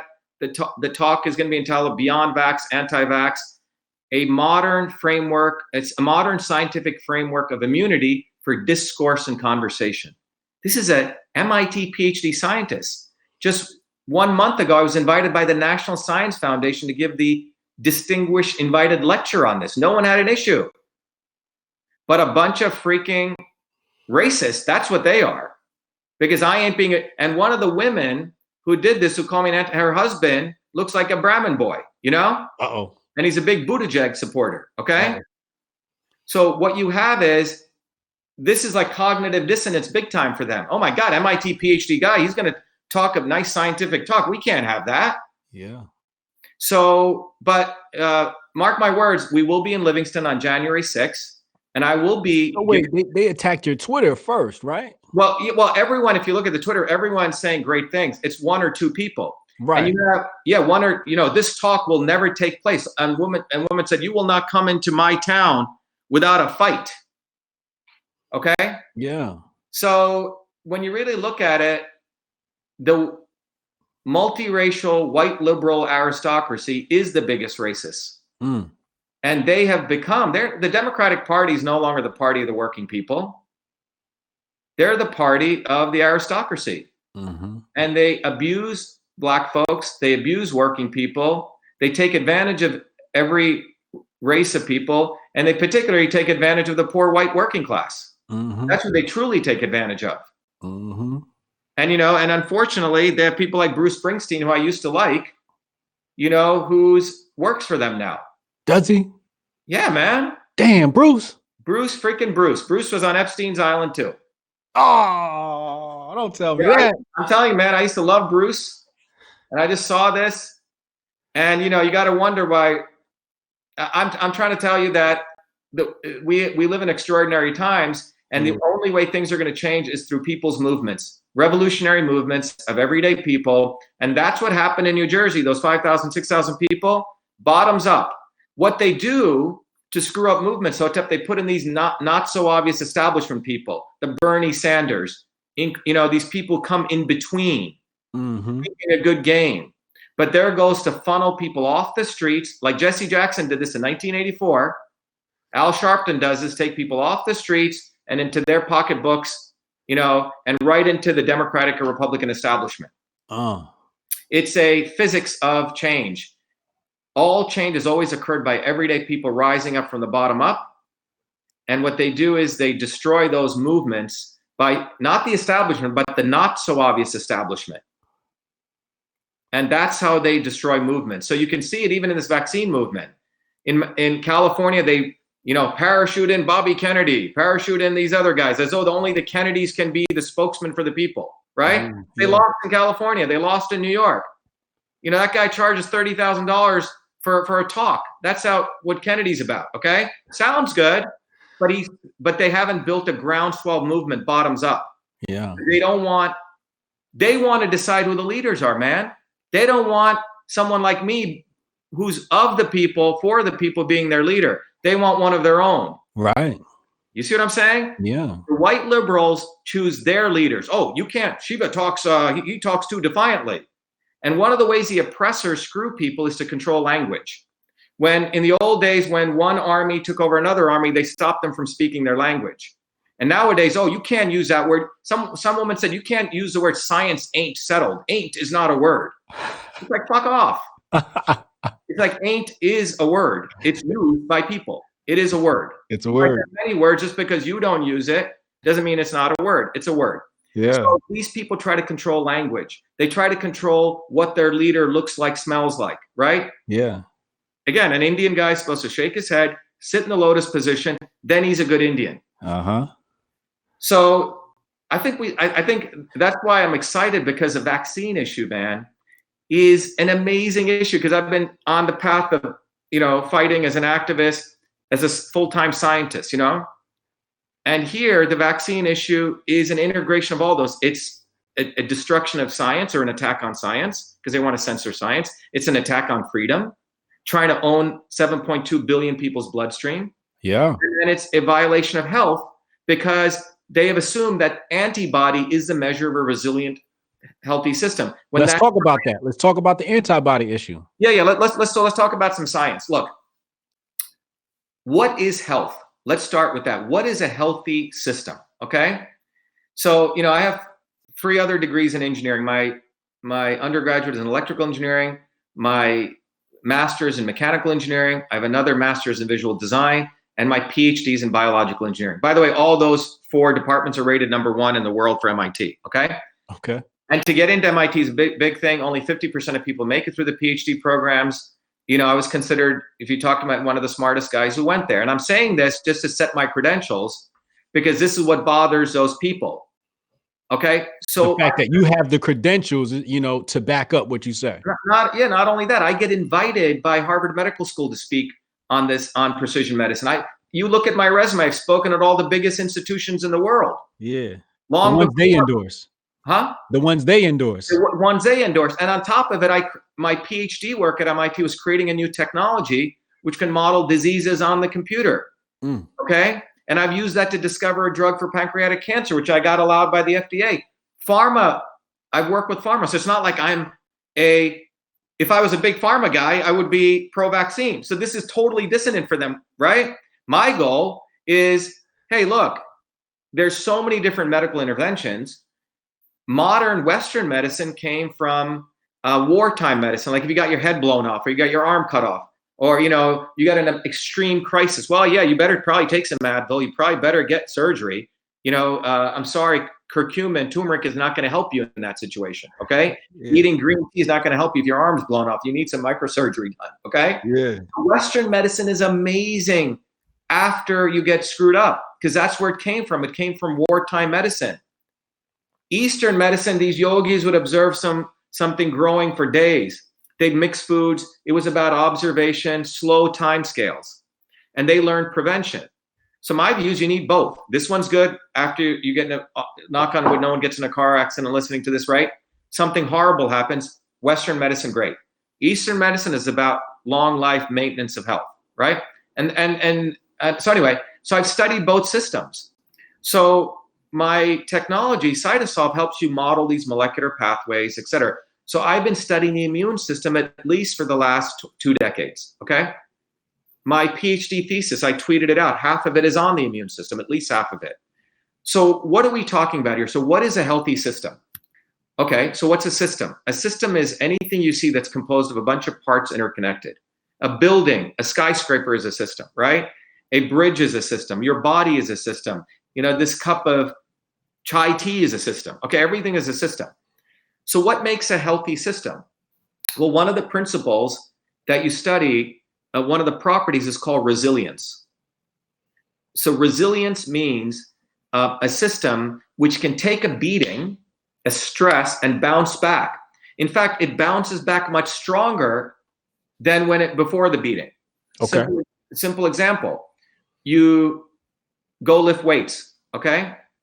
You go do some bench press. Well, the first day you're aching. Next day, you go do it again. Well, okay, I lifted 130, now I'm lifting 150. Well, you feel pain, your muscle fibers are torn, they rebuild, you take enough protein, and then you get up to 225, whatever, right? Right. That's resilience. You hit stress, your body gets stronger. You hit stress, your body gets stronger, right? If you live in a nice, quiet world of everything clean, and then you go out, you're going to get sick. Right? I grew up in India with a lot of dirt, right? You're supposed to, I have, 2 dogs. They go play, knock on wood. I don't get sick, even less sick with these dogs. There's a data that shows kids who have dogs around 70% less ear infections. Okay? We're supposed to be exposed to pathogens. Your body learns to fight back and it gets stronger. Okay? A building, a good skyscraper, they build it to have a certain amount that it can take if it's built too strong, it snaps. Right? So the key point here is that natural systems or man-made systems, the strength of them is measured by resilience. Gotcha. And resilience means you take a stress and you can bounce back stronger, right? If you leave your house closed for 2 months, it's going to get old. You have to have a friend come over, turn on the pipes, use the toilet, right? It gets rusty and old. You're supposed to use things, okay? So what is a resilient system? A resilient body system, when it comes to the immune system, is the same principle. It's supposed to be exposed to stuff, and then it learns and it gets stronger, okay? So this is a broad theory. So let's talk about vaccines. In China and India, and in fact, Africa, people knew that when one person got sick, it was good to expose other people to that sick person sooner than later so that person could build the immunity. In China, for example, they had a technique where they would take the pus of, let's say, some disease, and shoot it literally into someone's nose. I mean, you can look at it online. In Africa, they learned the technique of variolation. When someone got, let's say, a particular disease, they would make a little slice in their arm. It was called variolation, and they would put it in. This was known for thousands of years, okay? And in fact, Edward Jenner used that technique with the cowpox virus. It was an African slave who brought that technique to the Americas that Washington used to give the cowpox to soldiers because he knew the British were going to put smallpox. So that African slave who brought it here taught that technique, and he saved 40,000 soldiers. So the point is, exposing people early on helps. But those things were the full-blown disease. They weren't a vaccine, right? Created with embryonic tissue here and some mercury here and thrown in, right? These were the full natural things, right? It's like eating dirt. So the point is, your body has a mechanism that's built to take a stress like your muscles, like your immune system, and get strong. So the issue is, how did vaccines come about? Well, there was a thing called polio, right? Yep. When polio came out, what's interesting is we got to take a little step back. Starting in the 1900s, there are graphs you'll see on the internet. They're pretty accurate. Around the 1900s, 14 out of 100,000 people would die. 14 out of 100,000 deaths, okay? Mm-hmm. So the graph is like this. And if you see it, by 1950, it had come down to like maybe one or half, one out of 200,000 deaths, okay? Massive decline. No vaccines during that period, 1900 to 1950. Why? It was because of public infrastructure. Vitamin A came out. People started eating better. Child labor stopped. Child labor laws were passed. We had sewage. We had sewers, clean running water. These were infrastructure improvements, broad infrastructure that the government implemented across America. That's what brought down that massive decline from 14 out of 100,000 deaths to 1 out of 200,000. You follow me, Hotep? That's where it took place. Step back even more. Why did the government do that? The reason the government did that is, starting in the 1800s, in the late 1800s, early 1900s, there were massive protests in this country by the American working class. Women starting in Lowell, Massachusetts, workers who were oppressed, their kids weren't getting. These people took to the streets. In the 1880s, there was a Haymarket riots where American workers were shot in Chicago for protesting, okay? And I think it was 1884, we can look it up. In remembrance of those workers who protested, it was called International Workers' Day, all right? Okay. May Day. May Day, yeah. Started here. When freaking Reagan comes in, he changes it to Law Day. And everywhere in the world, the working people are remembered, except in America, where it started here. So starting in the 1800s to like 1930s, the American working class movement was exploding, man. There's pictures you'll see in Times Square, which has been removed now, most history books, blacks and whites protesting for the 8-hour workday, for public education, all this stuff. It was the American working class. Those things have been removed from history, but that's why that decline took place. Public health was not because the government was nice or Franklin freaking Delano Roosevelt was a nice guy. He gave it because of fear there was going to be a revolution in this country. That's where we got Medicare, the 8-hour workday, WPP, all those gains. That's where those debts came down. So starting in 1950, it was just like, it wasn't like, yeah, there were some deaths of polio, right? Right. But the most of the gains were because of public infrastructure, better nutrition, child labor, okay? Right. So they make polio this big deal, okay? The guy, Jonas Salk, created polio, when he created the polio vaccine, it's very interesting to remember, he wanted to get it out as soon as possible, but he was against any toxicity testing. Let me repeat that. So there's two ways that you put out a medication, right? It has to be efficacious, which means does it work, right? I don't have a bottle of Advil here, but if you look at Advil, it says it's 400 milligrams. When they put it out, they figured out you had to be 400 or more to actually have an effect. If you gave 100, it didn't have an effect. But if you did 2,000, it's going to be toxic, okay? So there's two axes you need to do to get an intervention out. A, is it efficacious? And B, is it going to be toxic? Right. So Jonas Salk, was, oh my God, polio is going to kill everyone. We need to get it out. But he wrote a letter to the health commissioner of the time, but I don't want let's not waste time with any toxicities. Okay. Which means, will the polio vaccine cause damage? Okay. Right. All right. Right. Now, the history doesn't talk about the fact there was an incident where 400,000 people were given the live virus and a bunch of people actually got polio. Okay. In India right now, people with the live virus in the mouth or oral are getting polio. After the polio vaccine, they reclassified the paralysis some people were getting no longer as polio. Okay. So that's the first thing you got to remember. But Jonas Salk was held up in such high esteem, and modern medicine, that was their big definition of modern medicine. Look, modern medicine cured polio, right? Didn't Jonas Salk do an amazing thing? Okay, based on that, but the issue is Jonas Salk was against toxicity testing. There's a famous letter he wrote, okay? There's no reason to test toxicity. As long as the antibodies show up, everything's fine. Now go to 1963 with measles. Okay, when I was a kid, we got measles. People had measles parties, okay? According to the CDC in 1963, people would get measles, and their immune systems, like people would sneeze on people, whatever, they'd get measles. Right. But in 1963, they found out 1 out of 100,000 people were getting neuroinflammation. Okay?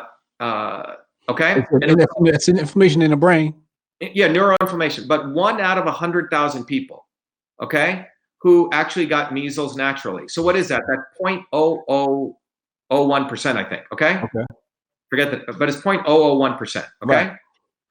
Now, up until then, we'd get measles, and we get the measles and we deal with it, right? So based on that, right, that number, someone decided that risk was too high, 0.001%. Therefore, we need to vaccinate the shit out of everyone. All right, hold on, wait. We got to back up really fast. Okay. Polio becomes a problem in the 50s? That's when they identified polio as a problem. When most of the deaths from childhood deaths, or if you look at the graph, had already gone down because of sewage, sanitation, etc. Right. If you look at the graph, it was minuscule effect relative to the overall deaths. You see what I'm saying? Those deaths were attributed just to polio? What? Which deaths? You're saying the deaths that went down. No. That's just overall. Overall, yeah. Right. So you looked at 1900 and you drew a graph on a y-axis. You put 14 would be here. Right. 14 out of 100,000. That was considered really high. Right. By 1950, guess what the number of deaths were? 1 out of 200,000. 0.5. Right. Out of 100. So already. So health is getting better overall because of infrastructure. Right, because of infrastructure, and because of that protesting and fighting for that infrastructure. Right. Not because of medical interventions. Right. And it wasn't doctors who helped that death. It was American working class scaring the shit out of the establishment. Right. And in response to that, they got rid of child labor. All those laws of the American working class is strong. So how does polio become a problem? Like, who decides that, polio is a problem? This is a good question. Someone decided, okay? The CDC said, okay, we have these people, we need, it's like this. You're asking a great question, Hotep. The real issue is this. Edmund Hillary, someone said this, I can climb that mountain, so I'm going to go climb it. Look, the reality is with technology, we can consider anything a problem. Okay, you know what? I want to have everyone have, it's really bad that, like I think people in China are getting leg attachments, right? They're adding bone to their body, right? They break. Well, someone just said, you know what? Short people, that's a problem, okay? Because we can make tall people, let's go solve that problem, okay? Okay, so the interesting thing with technology is who is deciding what's a problem and what the risk level is? This is the fundamental question, okay? Okay. Right, this is a very deep question. Who is so let's say I say today, if you have this issue, right? Having a mole on your left thing over here is a bad thing. We got to get rid of all those moles. Well, you have technology. We can do this and we can do that and we can get rid of it. Okay. Yeah. Now you force everyone to do it. Okay. Wrinkles are bad. We got to get everyone on Botox. Okay. Yeah. The thing is with medicine and with technology, the human mind can freaking solve a lot of things. But who is deciding what should be solved? Right. Okay? Who is making, and at what cost to everyone else? Right. Right? Okay. So in the case of polio, there's a percentage of people who are getting it. So we decide to do this intervention. And then that intervention is based on a science. Okay. So when you look at the science of vaccines, I'll come back to measles, it's based on a science. Which is what I wanted to teach, is based on a science that's close to 50 to 100 years old. So what is that science? So the science at that point of the immune system goes like this. Okay. You have two boxes, box 1 and box 2. Innate immune system and the adaptive immune system, which are connected, okay? So the innate immune system, think about it as your gang of warriors who are unleashed when they see anything, okay? It's like, imagine you have a bunch of Dobermans around your house. Anyone walks in, they go bite them. They don't care who the hell it is, okay? That's infantry. Huh? It's infantry. They just shoot like crazy. They just shoot on anything they shoot. But if they make it through and they come into your house, you have the Navy SEAL who takes out that one person, okay? And you may have a few Navy SEALs who are specialists. One guy can take out a ninja. One guy can take out, a sniper. You say? They're specialists. Right. Okay, so if you use that analogy, the Dobermans or the infantry are what's called the innate immune system. And your adaptive immune system is your Navy SEALs, okay? So the innate immune system is non-specific. It attacks anything. So if you're hanging around a bunch of young kids and they're sneezing on you and you're getting all this stuff happening, the innate immune system is your skin, your eyes. It's everything that's open to the external world, your gut, your mouth, your nasal passages. You get what I'm saying? Your ears. Oh, yeah. Anything where that virus or those pathogens make contact with. Okay. So in your eye tears, in your glands, in your gut are all these amazing infantry, macrophages, dendritic cells, neutrophils that are ready to go attack that pathogen. Okay. Mm-hmm. So that's called the innate immune system. Right. And that attack occurs during the first 72 hours. Okay.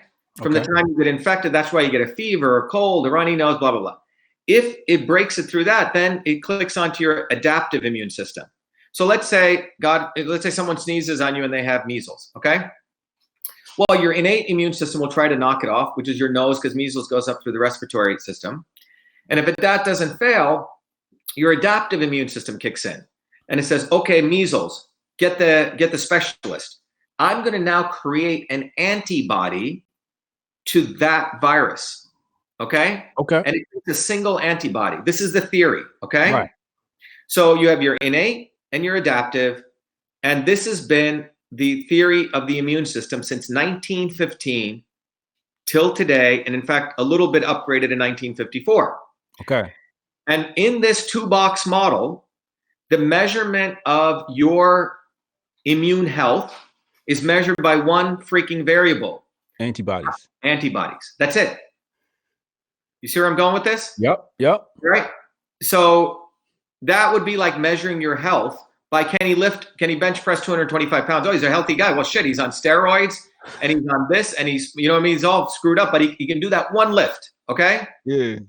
People like this, right? They got the big chest, but that's it. Right. Yeah. You just go to the gym and they just do that. Okay. Yeah. That's what this is like. So that is the theory of the immune system. Okay. Up and still to today. So what they did was they said, okay, what we're going to do is so when the pathogen comes in, it comes in first through your innate, okay? And then it goes to your adaptive. So what we're going to do, because we're so freaking smart, we're going to inject something right into your adaptive system. Just inject the measles virus or inject the polio virus. So your body will we're just going to send the Navy SEALs in right away, okay? Okay. And if the antibodies get generated, you're great. So they give you the measles vaccine, one shot. It didn't work. Most times it's supposed to work. If it doesn't give you two shots, it's called a double dose. Oh, he's got the measles antibodies. He's great. Hey, you're cool. You're protected. Okay. Okay. That's the concept of vaccination. Short circuit the innate immune system, go to the adaptive, measure the antibodies, and you're in beautiful shape. You got it? Got it. Okay, this is the theory of vaccination. Now, a couple of other things they added. Well, sometimes those vaccines, the viruses, the dead or the live virus are putting in, is not doing enough. So they said, shit, we got to have an Uber driver here to transport that vaccine to the right place. That Uber driver was called an adjuvant, like mercury, aluminum, okay? Because he drives that nice virus, right? You know, the dead virus right into the locations, okay? Yeah. Forgetting that aluminum and that mercury could also cause problems, okay? This is far different than variolation, what the black slave brought from Africa, right? Where you give the whole thing or you expose people. Very different, okay? But it's based on this old model of the immune system. You got what I'm saying? So my research since 2003 has been understanding the molecular systems, understanding biology. So when I created Cytosolve, I took what's called a systems approach. So the best example to understand a systems approach goes back to the story of Buddha. Buddha told a very famous story about the king who brings in 6 blind men to touch an elephant. There's an elephant, okay? And the 6 blind men come in, and the king asks each blind man to touch parts of the elephant to see what they see. The guy who touches a tusk thinks he's touching a spear. The guy who touches the feet thinks he's ran into a big oak tree. The guy who touches the tail thinks it's a brush. You see? Yeah. So they're all blinded in their view of reality. None of them sees an elephant. They just see little pieces. Okay? So this is how biology works up until 2003. So you see this big system. You go stick some needle into a mouse. You get some output. You win a Nobel Prize for discovering how 2 proteins that you can. Okay? You stick another needle here. This happens. Oh, okay, great. Give him some other Nobel Prize. Okay? It's a reductionist model of biology. Okay? But in 2003, what happened was something very important happened. People said in 2003, the Genome Project ended. It started in 1993. And in 2003, when the Genome Project ended, something extraordinary happened. People went in 1993, these biologists working like little blind men, saying, they knew in 1993, Hotep, a worm had around 20,000 genes. But in 1993, they said, okay, we're humans. Look how complex we are. It must be because we have more parts. They forgot about the interconnection. Yeah. So they assumed we had about 500,000 genes. Okay. So if you look at this graph, 1993 goes down. And by 2003, it turns out we only have 20,000 genes, the same number of genes as a worm. Okay? Oh, wow. Okay. We have the same. So biologists were like, what the hell's going on? They knew, because they are not systems guys. The reality is, if I gave you 20,000 beads, one guy would connect them in all different wild shapes, or you could just connect them linearly. Yeah. It's not the number of parts, it's how they are interconnected. Right. Okay? It's the interconnections that make us who we are. We have more connections. Okay? So that gave rise to a field called systems biology. So in 2003, I was running my 6th company called EchoMail. You know, a company that I created to analyze email. It was my second life with email. I did an AI company. We built it to a very large company. I was walking back to MIT, and my advisor in 2003 said, Shiva, you've always loved medicine. You've always loved computing. Come back and you can make a great contribution. One of the big challenges is, could you mathematically model all the chemical reactions in the human cell? If you can do that, we can eliminate the need for animal testing. So that became my passion so I left I was running a company. I had someone else take over, came back between 2003 and 2007. And in those 4 years, I built a new technology called Cyto, which means cell and solve. And it was beyond AI, because we were literally created a whole new infrastructure to mathematically model all different diseases. And no one thought this could be done, Hotep. And between 2007 to 12, I had to publish in all the big journals to validate this, to prove my chops, because this was like a revolutionary thing that I was saying. Right. And in 2012, I created a company called Cytosolve. And so, the innovative guys in pharma, there are some good people in pharmaceutical companies. I'm not talking about the pharma, big pharma. Big pharma, yeah. There are people like you and me who have families and shit, right? They care. They know things are failing in pharma. They know the stuff's not working. Some of them would come to us and say, wow, we should use Cytosolve. Why? Because today it takes 15 years to produce a drug. 15 years. How does a drug, they find an individual isolated synthetic compound, they test it in a test tube, kill a bunch of animals, then they do 6 years, 9 years of animals, it's 15 years. And the drug that comes out has all these side effects. With my technology, you could test it on the computer long before you even waste all these animals and all this time. Just like how we build an airplane, and airplanes are done on the computer. Right. Cytosol, okay? So when I started, we went to pharma, but pharma moved really slow. But then what I really enjoyed was natural products. I'm very much into health. So we found all these natural product companies who said, wow, because if you look at Whole Foods, all these people are throwing all this junk together. No one even knows it works. So there's snake oil there too, as bad as big pharma in some ways. So our technology helps people figure out what actually works, okay? What doesn't work. We're actually able to understand synergy and combinations holistically. So it's the dream that I had when I was a 5-year, 6-year-old kid, when I saw my grandmother. So what our technology does, it lets you do alchemy. So this year, for example, we filed nearly 15 patents. We've discovered amazing combinations from natural products, not drugs. Now, I also, pharma companies don't get it yet, but some of them will want to do some interesting things with us. We helped a company in Cambridge called Alnylam, Pfizer. But the people who really want to do this are the nutritional companies, right? Because they really want to, and so Cytosolve's there. So when it comes to the immune system, I always look at it as a systems problem, okay? Right. So this 2-box reductionist model, it's like saying the elephant only has a tusk and a tail, okay? Yeah. But my research has shown that it's at least more than 2 boxes. There's an in-between box here, which I left, the 2 thumbs, is called the interferon system. It's a nice, it's a missing link between the adaptive and the innate and the adaptive system. The Japanese have done some great work on this. For my PhD thesis, I actually analyzed that, mathematically modeled it, validated it, okay, as an important piece of the immune system. What turns out is when you get hit with a virus, when it comes through your nose, all these beautiful genes actually get upregulated, over 1,000 genes. It's not just a bunch of infantry people.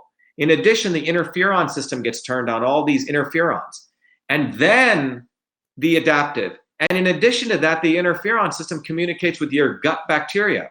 And your gut communicates with your brain. It's called the brain-gut axis, okay? And your lymphatic system. So this system is not just 2 boxes. It's at least 5 to 6 other boxes. And that's what, and I call it the modern theory of the immune system. Okay. It's like basically saying the earth ain't flat. They have a flat model. I'm saying it's round, okay? The immune system ain't flat. It's actually quite round, okay? Oh, yeah. And that roundness means it's got a lot more beauty and texture and interconnections. So if you're taking this very complex system nature created to make us resilient, okay? Nature is infinitely wise.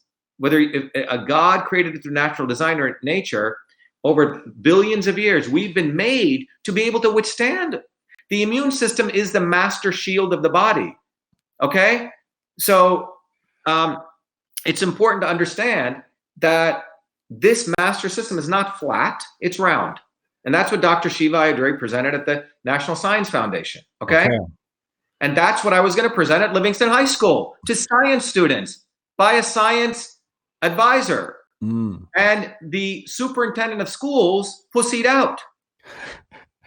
And I was on the phone with him. I said, do you understand? He said, well, I didn't know you were running for Senate. This is a political. I said, what are you talking about? I said, I just spoke at the National Science Foundation. I said, they don't care. I can have multiple lives. What I can't, what a scientist can't run for senator. I said, independent of that, I said, you are choosing politics over science. Do you understand what you're doing? I said, do you understand 40 years ago, Mel Klein, the superintendent, had no spine and not allowed me to go to Newark and work, that I would never have invented email and given the prestige to your high school. That's why you put me in the Livingston Hall of Fame. I said, do you understand what you're doing? I said, you are kowtowing to people because they want to call me names, and you are basically pussyfooting out. Right. And the principal didn't say anything, and the science director, and I just spoken to the director of the science department. He didn't even know that the vaccine courts were set up that you could pass on liability. And I want to talk about that. Okay. So here you have, I was going to give a science lecture with homework assignments, which I'd done before. Yeah. To science students, which is supposedly one of the and offer a public science conference on the modern theory of, and in fact, the title of the conference, whichever was Beyond Vax and Anti-Vax. Let's move beyond the stupid dialectics, beyond pro CO2, anti CO2. And that's what scared the hell out of them, because an MIT PhD is supposed to be part of the establishment. An MIT PhD is not supposed to leave his job as a noble service and go, well, he must have some ulterior motive. No, I don't. I actually do fucking care. You know what I'm saying? There are people who actually still feel connected to working class roots and have a sense of noble duty. That doesn't compute to these people because they've been so screwed over by money, money, money, and prestige. All right, so I want to geek out real quick, right? If they introduce the vaccine bypasses the innate system. And the interferon system and the microbiome, a lot of subsystems. Right. That would mean that those systems never become resilient. They never strengthen, right? Yes, they never have the opportunity to awaken. Okay. Right. A great Japanese paper came out which looked at kids who had autism and without autism. They found out in the gut bacteria, there were two bacteria. One was 6 times higher and one was 3 times lower. You see, these are communicating subsystems. So when you get measles, all these genes get turned on, and your interferon, and when your interferon system gets turned on, it protects you against many other viruses. Right. Thousands of other viruses. I mean, do you think there's hundreds of thousands of viruses out there? By the way, there's hundreds of thousands of viruses within us. It's called the virome, okay? There's potentially 300 trillion viruses. It's called the virome in your body right now, okay? We are living in a jungle. Do you think that our immune system couldn't handle a few viruses? This is bullshit. Yeah. It's supposed to be exposed. So when the vaccine enters the body,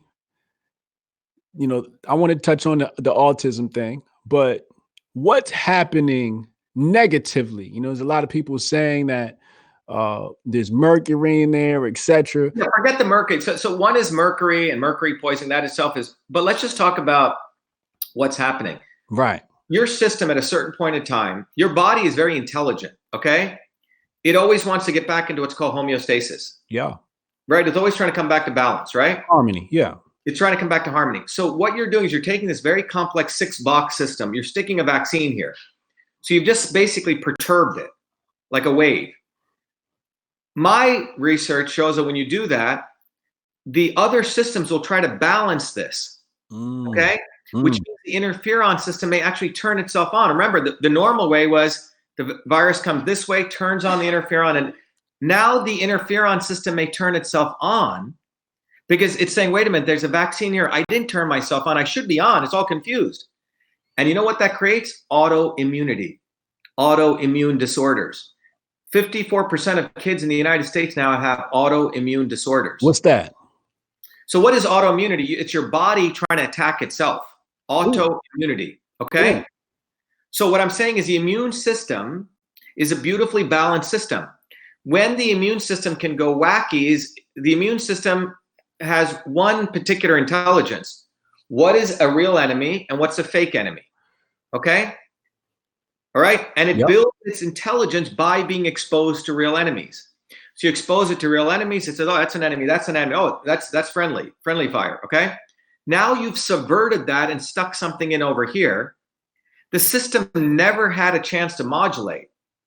So what's happening, in my view, forget the mercury and all that.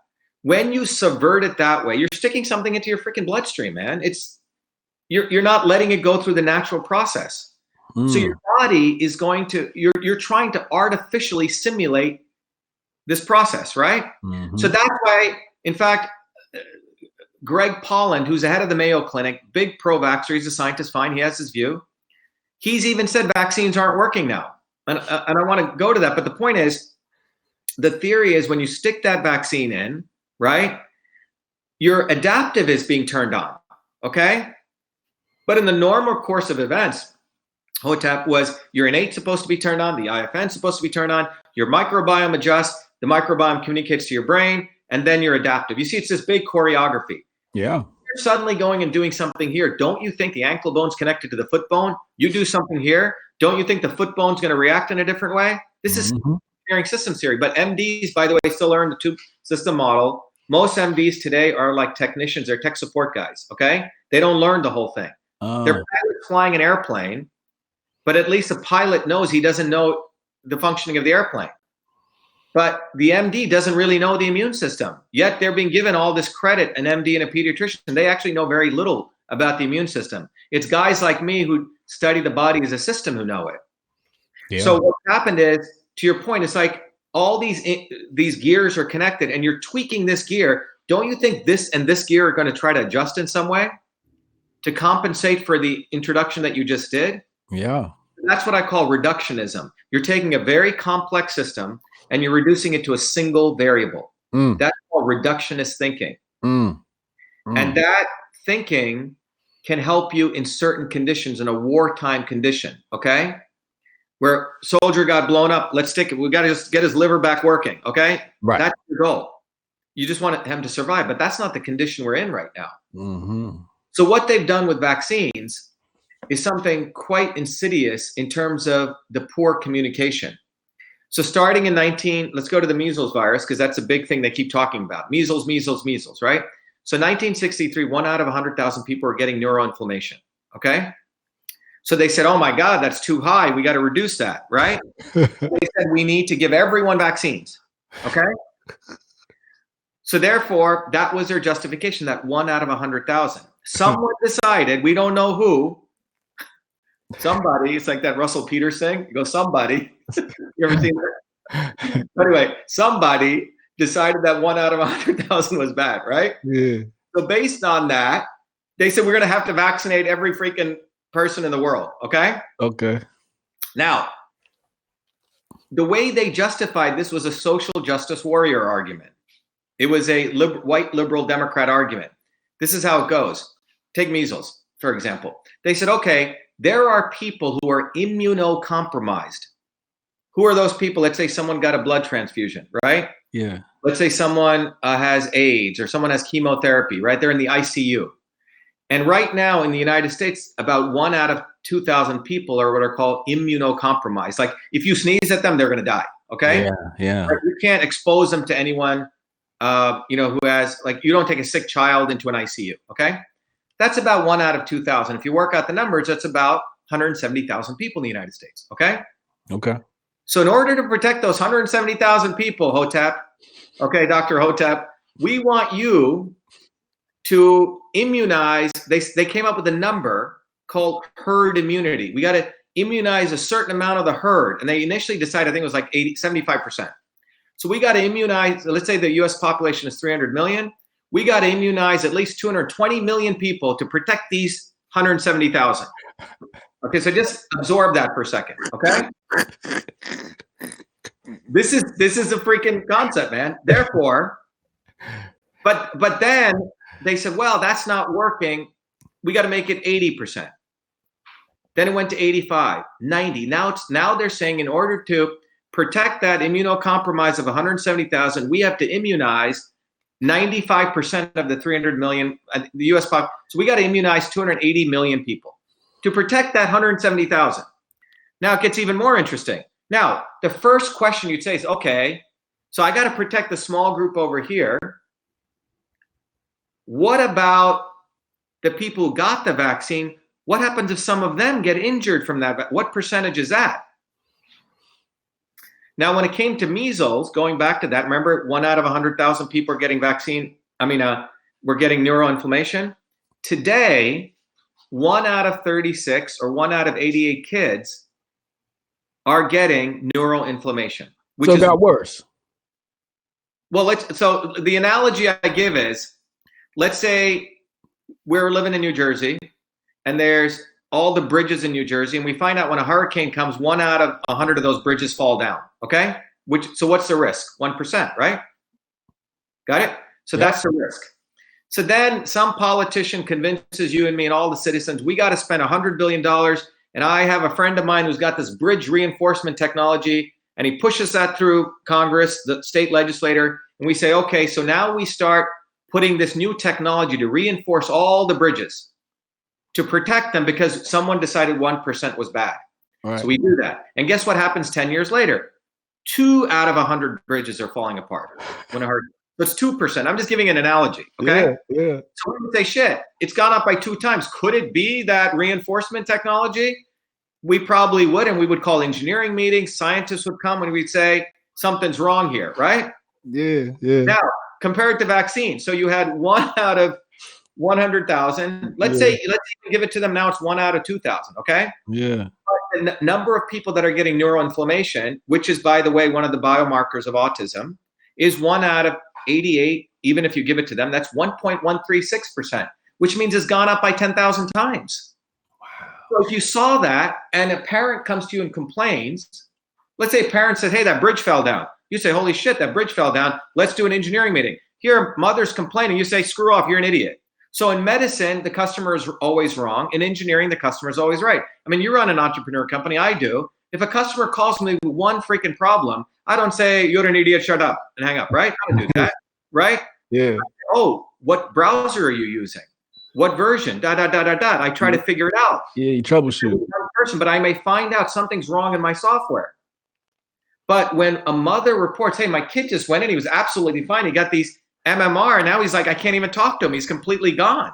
Ah, you're an idiot. That's not the vaccine. That's what's been going on, Hotep. Okay? So you have, in medicine, the customer is always wrong. In engineering, we're taught the customer is always right. Right there, there's a problem. And you have pediatricians and MDs who are basically like the Indian guy, hey, what is going on? They're basically tech support now. They're bad tech support. That's what they've become, because not of their own fault, but because of the medical training. They're taught the 2-box model. And because many medical doctors have lost all their rights. When they join these medical boards, they're also slaves. Okay. I don't blame them. They're part of this very insidious system. Yeah. They're fooled too. They're fooled by this whole indoctrination too. They're by the short hairs of these people. So that's what's going on. So now you have a situation where the vaccine model said, okay, we got to protect these 170,000. So for every vaccine, they came up with a percentage of all of us that need to be vaccinated. Okay. So for measles, it's 95%. All right. Now, and knowing that because they know there was injuries in 1986, let's say, God forbid, someone got injured or died. In 1986, they passed a law that you as a citizen couldn't sue Merck. You couldn't sue the big pharma. Guess who you sued? You sued the US government in vaccine court. They set up a vaccine court. And they set the liability, the maximum liability of that in case of death was $250,000. That's it. So what I'm trying to say is that and $4 billion $4.85 billion have been paid out to date around. Okay. Oh. So that means they know a certain percentage of people are going to get injured, right? Yeah. They've done the analysis and they say, okay, we'll throw them some bones. And the politicians created these laws. That means there is a risk. Okay. And what they're saying is, we know there's a risk, but it even gets more interesting. When you create a drug like Advil or you create Lipitor, it has to go through this very strict process because it's a drug. When you create a biomedical device like a stethoscope, okay, it has to also go through a very deep process, right? Through FDA approval. Do you know vaccines don't need to go through that same process? No quality assurance. Yep, no QA. They called it a biologic. So the 30 vaccines, this is going to blow your mind. The 30 vaccines that children are supposed to take on the standardized schedule, there's no double-blind saline testing done at all, Hotep. And the one that they did it for Gardasil was a completely fraudulent test. Let me explain. Okay. In science, in the scientific method, what is supposed to happen is here's a vaccine, and you're supposed to have the other thing, which is just supposed to be a saltwater solution, okay? And what you're supposed to do is a double-blind study. What's a double-blind study? Let's say you're going to test the vaccine on 1,000 people, okay? Right. You take 1,000 people, you split them into 500 and 500, okay? Okay. And none of those people know which group they're in. Right. They're coded.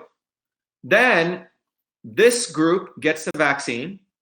This group gets a saline solution. That's why I call it a saline placebo, salt water. Right. Me, the researcher giving it, I don't even know who got it. That's why it's double blind. Single blind meaning the people don't know who got it. Right. And the administrator doesn't know. And administer. Double blind saline. That's called the gold standard. Of these 30 vaccines, okay, none of them have gone through double-blind saline placebo-controlled studies. The Gardasil vaccine, the HPV vaccine, they did a bogus double-blind. Let me tell you what they did. They took about 10,000 people. They gave them the HPV vaccine. Remember, the vaccines have an additional thing called the aluminum or the adjuvant. Yeah. Well, the second group, around 9,500 people or so, guess what they gave them? Not the saline, just the aluminum. Right. And then they gave a small group the saline. And then they said, oh, this was and 2.3% of the HPV people actually got autoimmune disorders. 2.3% of the aluminum people got autoimmune, and no one in the saline. But they said, oh, see, it's about the same. 2.3, 2.3. It was a completely fraudulent test. Wow. And not one scientist with a biological engineering background, with an MIT background, will say anything about this. Yeah. Okay? Yeah. Because they owe pharma. And you're talking to a guy that I don't have to be doing this technically. I could just sit quiet. Right. But I can't, because I have a loyalty to the working people in New Jersey and where I grew up, Hotep. So the bottom line is this, man. The entire process is not based on real science. And what they're trying to do now is impose a fake science on people. This idiot, Sweeney, and I have to call him an idiot. I was being very kind to him. I invited me to a seminar. I was being nice. And you have a bunch of the liberals going around, oh, don't piss them off. They're going to vote. No, they're not going to vote for you. They're already bought and sold. The only thing that's going to do it is a massive movement. And the reason they held it was because 5,000, 6,000 people showed up. Mm. The vaccine issue is not about vaccines. It's about a direct attack on freedom of science. It's a direct attack on freedom of choice. It's an attack on our health. And it's about people like Bill Gates trying to own our lifeblood. MIT just did this thing where they're going to say, when you get vaccinated, they'll put this little dye. It's basically a chip equivalent. And you can measure with a remote Wi-Fi who's been vaccinated, who hasn't been vaccinated.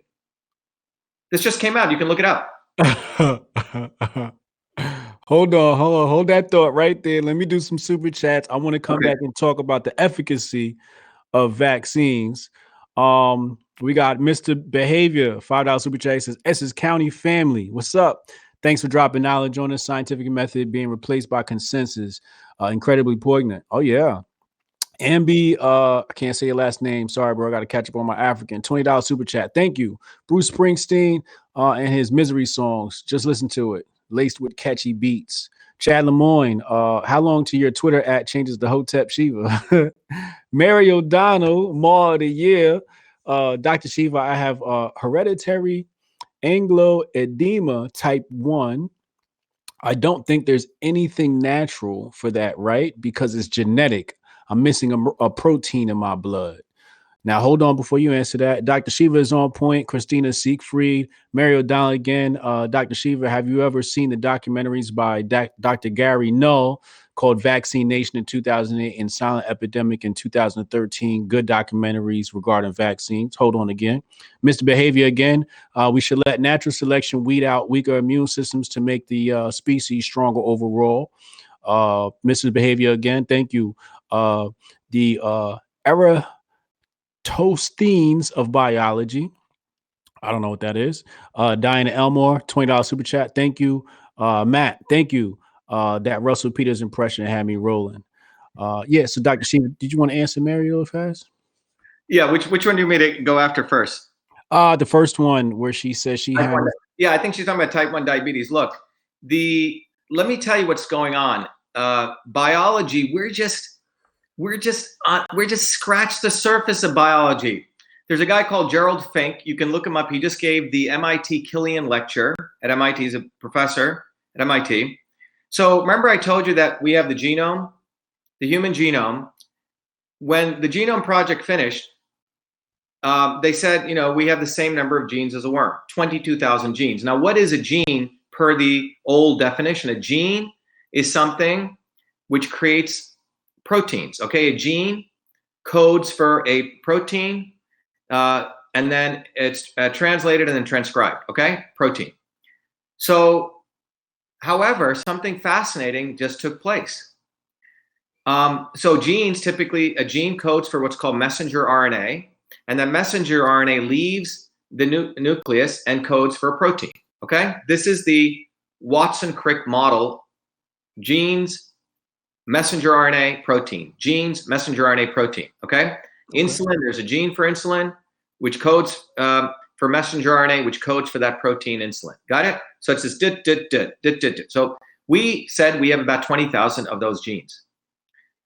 Well, that's only 2% of the genome. They didn't know what the other 98% was. It was called dark matter. Sound familiar? Like space. In the last 5 years, they have found something fascinating. The other 98% of that DNA is also genes. But there's a new definition of a gene. That definition of a gene is genes that code for all different other kinds of RNAs. Okay. And those RNAs are not protein coding RNAs. So the new definition of a gene is something that codes for an RNA. Some of those RNAs make proteins, those 22,000, but there's many genes we have. And those other genes code for RNAs. Guess what they do? They turn off and turn on genes. So when someone says, oh, you have type 1 diabetes and you're screwed. Well, that may not be true. Because those other RNAs can get turned on, which can upregulate and turn off genes. This is why food is important. We don't know enough. My point is, it's like going into imagine saying, oh, I only think there's 5 planets in the freaking universe. Bullshit. Now we're finding out there's like all this other stuff that are planets, but we didn't call them planets, okay? Yeah. So that's why this whole, so now you're sticking in this thing, and you're telling me you got antibodies, you're in great shape. It's bullshit. Now, this is what's actually happened. After 2 doses of the measles vaccine, guess what they're finding? What? 10 to 20% of people aren't even generating antibodies. So their vaccines aren't even, quote unquote, working. So now the Mayo Institute, Greg Polland, who's the editor-in-chief of Vaccines, which is the magazine on vaccines, is saying we need to build better vaccines. Well, you know what, Greg? You don't know what the fuck you're talking about. The bottom line is you don't understand the immune system, okay? And what happens in academia is after 1970, you don't have to be that smart to get a big position at Harvard or MIT. You just have to know how to suck ass, okay? And the few smart guys, get sidestepped. And what happened in 1970 was a Mansfield Amendment was passed. The Mansfield Amendment basically put before the Mansfield Amendment, basic research, the military budget was this big, Hotep, okay?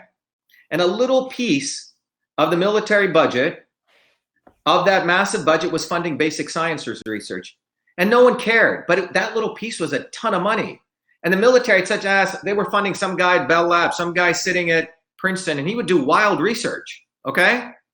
But no one cared. But during the Vietnam War, they passed the Mansfield Amendment, which said the military will no longer fund basic sciences research unless, guess what? It's for weaponry. So that little piece of money went over to a very political organization called the National Science Foundation. So now science was no longer done for purity, by and large. It was done purely for political reasons. It could be controlled by politicians. So after 1970, prior to 1970, people went into academia. They could be radical, okay? After 1970, all the suckasses primarily survived in academia. I hate to say it, but I know these guys. They're not that bright, but they know how to suck ass really good. And I have to be that demeaning to them. Sorry to use those words, because we need to start recognizing these people have gotten way too much prestige, and they are not who you think they are. Okay, unfortunate. Not to say there are not some good guys there. Yeah. But the majority of them, they get rid of the guys. And academia is different than science. Academia is you're a salesperson. Okay? You know how to bring in the grant money. You know how to bring in the grant money. You know how to bring in the grant money. And it's basically become the oldest profession in the world now. That is what has happened. Okay? The money scheme. It's a money scheme. That's why a guy like Jonathan Gruber can say people are stupid and I'll push Obamacare through, and he still has a job at MIT. We will know that there's justice when we start seeing academics thrown in jail for the bullshit that they're doing. They throw Wall Street guys in jail. These guys are making up shit, and they're not talking about the truth. And John Kennedy gave a very famous speech in 1963 to the National Academy of Sciences. And he said, you know, the problems of the world have gotten so complicated that we rely on you guys, scientists, to help us, right? Tease out those problems. But the problem is, but he goes, but the conundrum in a democracy is we assume that you guys are disinterested third parties. I repeat that. Yeah. So he's 2,500 scientists saying, you know what? I can't understand how the climate system works. I can't understand the immune system. I can't understand, but I'm going to ask you to tell me, a politician, but I'm assuming you don't have a horse in the game. But that's not what's happened. All of these guys have freaking horses in the game. And that is what we're fighting about right now. It's a fact that science has been subverted. This is why a superintendent of schools, an MIT-trained scientist who won every freaking award, a Fulbright scholar, Livingston Hall of Fame, you know, won the Eloranta Fellow, and you go down my resume, comes back to offer a scientific seminar where he sees it's important. A bunch of suck-ass white liberal Democrats who support Pete Buttigieg, right, are able to subvert that and force him not to have a scientist come speak to in a science class. Yeah. Think about what's happening. And this is in the most elite high school. So we need to raise freaking hell. Yeah, yeah. Because this is about, because I'm running for US Senate, right? My campaign is not any different than it's truth, freedom, and health. What does that mean? You need to have freedom. You need to be able to have open discourse. You need to be able to have open debate. You need to be able to have all different opinions, educational forums. Because from freedom is how we are able to do the scientific method, how we're able to do systems thinking, to discover truth. And from truth, we can identify the real problems and we innovate, as an innovator, real solutions, and that's how we get health. Now, when you're healthy, you can fight. You can be a warrior for freedom. So what we're doing is we're chopping off the balls of people to fight because we're injuring them. We're giving them GMO foods. We're polluting the atmosphere. This guy Sweeney, who's a state senate president in his own town, Hotep, of West Deptford, the water is poison. It's toxic. There's an article that came out in May.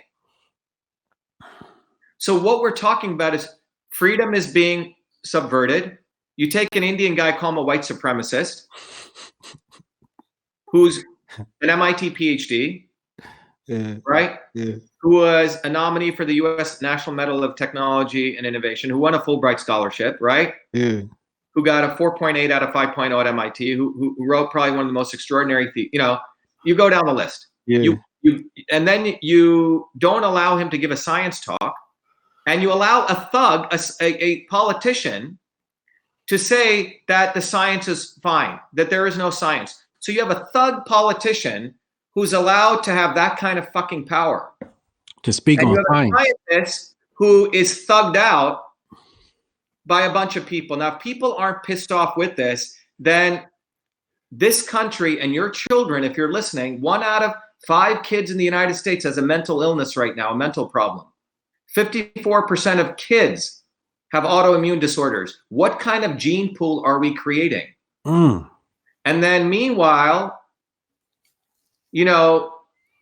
China is putting 5G down. God knows what that's going to do, better or worse, but they're leapfrogging us. They're doing experiments on all sorts of stuff, okay? They value, in many ways, animal life very little, right? And people here are living in a freaking cocoon. I tweeted out, look what's going on in California, man. That's like, I saw the slums. That's like when I used to walk in 1968 in Bombay. Yeah, People yeah, that are fucking wake up and get really angry. yeah, And, yeah. and, and anyone who tells people not to get angry, watch out for them. So Agreed. we live in very, very unfortunate times where science and truth are being subverted. That's what's going on. can you tell me what can you tell me By the about? way, I don't support 5G. Someone said I'm not into. What I'm saying is that the Chinese are going to deploy that. Right. Okay, and it's like they're going to deploy airplanes while we're running around in cars. Now the airplanes may cause problems, but they're going to use that. It's like aliens coming and have laser weapons, and meanwhile we have, like, it's like when the when the white man came here and they had guns and the Native Americans had bows and arrows. 5G is going to be the equivalent of that. Okay, guns. I'm not saying 5G is good, but what I'm trying to say is the Chinese are about to unleash the Internet of Things. They have 200 million cameras now over China. They watch every little thing that's going on. All of our cameras that we buy. I mean, I went Christmas shopping. Every freaking thing is from China.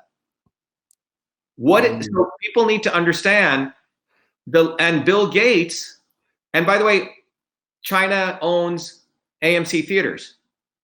Okay. The biggest warlord in China owns all the AMC theaters. Okay. Wow.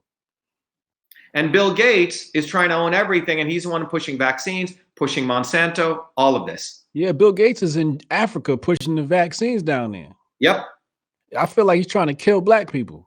He's a neo-missionary. You know, in how the old days they carried the Bible and the sword? Yeah. He's a new version of that. But this time he's bringing medicine.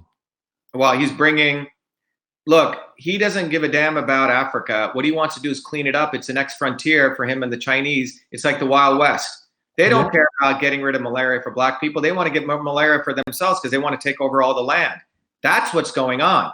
Look, I have a friend of mine who is a billionaire guy who flies in with armed people. He's buying up all the land, and they have foundations, NGOs, okay? That's what's really going on. And when America becomes just a shithole, okay, they'll have their new beautiful organic farms in Africa, okay? Africa's the new America, right? Africa will be the new America. I mean, look at the resources that are there. It's pristine land still. You know, it's got all the minerals and richness of herbs and everything, right? Yeah. So they're going there as neo-missionaries to take over that world. And they've destroyed the African crop structure with GMOs. Africa had so many amazing biodiversity of grains. Now we ship them corn and all this stuff, right? The US imperial global policy was to control the soil of countries. I think Kissinger or someone said, if you want to control a country, control oil. But if you want to control a people, control their soil. Okay? Yeah. So that's why the Livingston thing is problematic for me. Mm-hmm. But we will be in Livingston on January 6th. I will definitely be there. Word. This is no longer about Livingston High School and a spineless superintendent. Right. This is about something deeper, is that the people of New Jersey are under attack by the fact science is being denied, and you have a thug, Sweeney, talking about science. By the way, there's two senators down there, man. A guy called Vin Gopal, an Indian guy, and another guy called Lagan, two Democrats who did not stand with Sweeney. They're being arm twisted right now as we speak, okay? Vin Gopal and Lagan are being arm twisted to flip, okay? And Lagan's a young kid whose parents are both Indian doctors. So if they're listening, you should give me a call because, and by the way, the mother comes from the village that my mother came from. Oh, wow. So anyone listening here, Vin Gopal's mother, Indu Gopal, should give me a call because I would love to educate them on the immune system. And Vin Gopal says that he listens to his mama and papa on this decision. Yeah. So chat, y'all got some homework to do. You got a mission. Make that happen because this is my state we're talking about here. I want to geek out still. Sure. What can you tell me about the autism and how it relates to the vaccines? Okay, so what is autism? Okay, autism is a range of different symptoms that shows up. Hotep, it goes to extreme cases where people are, highly dysfunctional, right? Can't speak, can't talk, to variations where people don't look at you straight, right? It's a whole spectrum. Okay. There is a gene that they've identified which gets upregulated. I think it's HMBR1. I forget what it is. But one of the characteristics of autism is neuroinflammation. Okay. Okay. So what is neuroinflammation? That means you have inflammation in the brain. Neuroinflammation is one subsystem. For example, my company Cytosolve, we just did some fundamental research where we've mapped out all of the Alzheimer's pathways. We've mapped out all of the ALS pathways. I just published a paper a couple of years ago in Nature Neuroscience, by the way, which is the #1 highest impact journal in the world. Okay, to publish in there is a big deal. And we mapped out all the neurovascular diseases. Okay, but inflammation of the brain causes many different diseases. But guess what? The brain is connected to what? Your gut. Yeah. My uncle was a gastroenterologist. He said your gut is your second brain. Right, some people consider it the first brain. Okay? It has more neurons in some ways than the brain. And there's the vagus nerve connects between your gut and your brain. So, people now know conclusively there's a gut-brain axis. So if you eat certain foods, it affects your mood. If your gut is in not good shape, it affects your brain. They communicate. It's the gut and the brain are like brother and sister or whatever, like two family members, and even closer than that, okay? They're communicating. So that means as above, so below, as below, so above, right? So what happens to your gut affects your brain. So if you're sticking in a vaccine, remember the 5 models, well, that vaccine now perturbs all the other subsystems. Your gut gets perturbed. Well, that affects your brain. That mechanistic pathways is what I do for a living, mapping that out with all the different things I do. I've been doing that for 20 years. I don't have time to go through it, but to geek out, it's a big, if you look at a motherboard on a computer, you have the CPU here, you have some memory here, you have the graphics processor here, all these things are connected, okay? Yeah.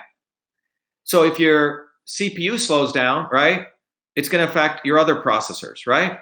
Right. So these things are connected. So the neuroinflammation is one of the important subsystems of autism, all right? Well, how does neuroinflammation happen? Well, that means your body is under inflammation. Well, how could that occur? That means your body is undergoing some type of thing where why do you undergo inflammation? Why do you get inflammation? I hit my hand with a hammer. You go under inflammation because all the white blood cells rush to protect your body. Inflammation is good in that case, right? But sometimes you get autoimmune, where your body is always inflamed, low-grade inflammation. Why? Your body thinks it's always under some attack, Hotep, okay? So my theory is when you give these vaccines, it perturbs. Now, it doesn't occur to everyone. Right? Some people can smoke a shitload of weed, okay? And it doesn't do that to them. But you know what? The modern THC affects your CB1 receptor it's shown, right? So it depends on your body chemistry. That's why starting in 2003, when we figured out we're not our genes, we said, shit, we got to move to personalized medicine. One size doesn't fit all. The food that Hotep needs to eat and the medicines are very different than what I need. It's the right medicine for the right person at the right time. This is, in fact, even where Western medicine is recognizing.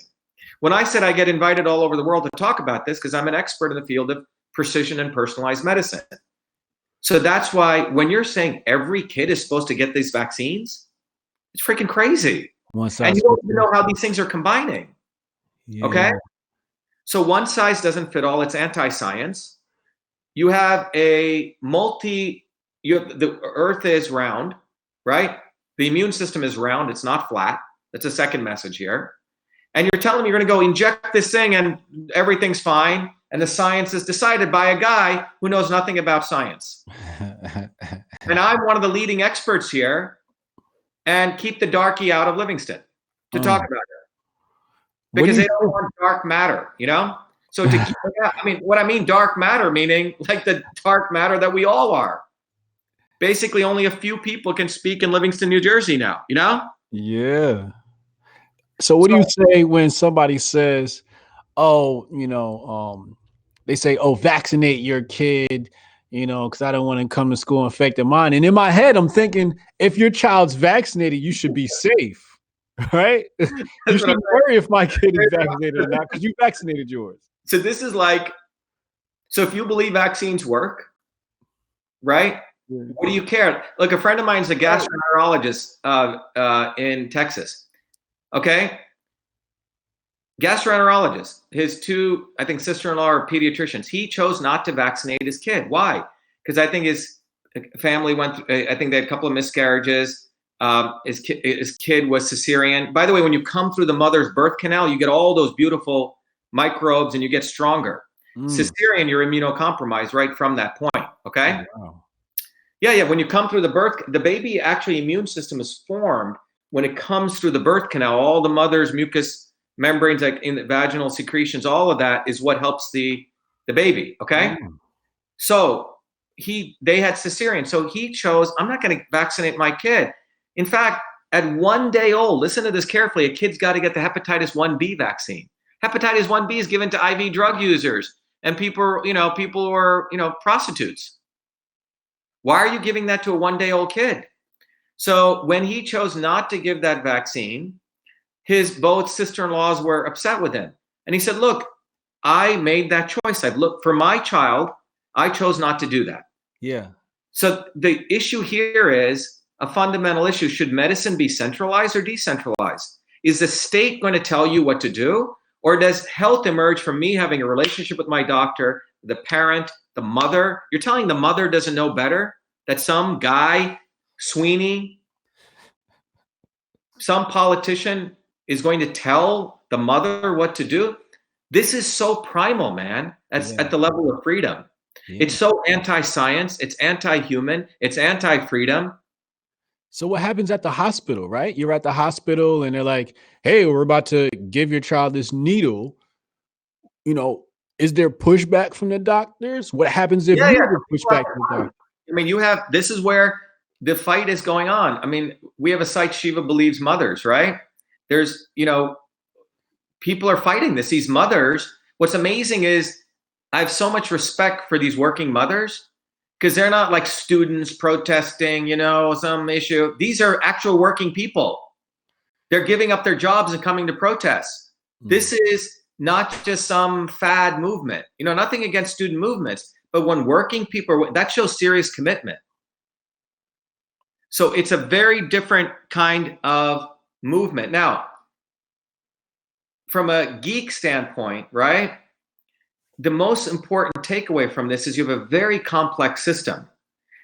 We're just finding out 98% of the genome. We don't even know how it works until now we have RNA coding genes only, and they're not So, I mean, biology is like wild, man. Yeah. And to think that someone can stick something in and everything is fine and you're not going to listen to the customer, and you have an idiot like Bill Gates going around convincing people that he has, I think he had 500,000 shares in Monsanto, that he's going to go vaccinate all of Africa, and that's going to be public policy, is quite extraordinary. It basically is a choice between freedom and slavery. This is no different than what Lincoln talked about or Kennedy talked about in 1960. It's really a choice, man. Are we going to go to the dark ages or the golden age? Are we going to fight or are we going to pussyfoot out? Yeah. It's really, the vaccine issue is not a vaccine issue. It's about freedom versus slavery. That's what this is about.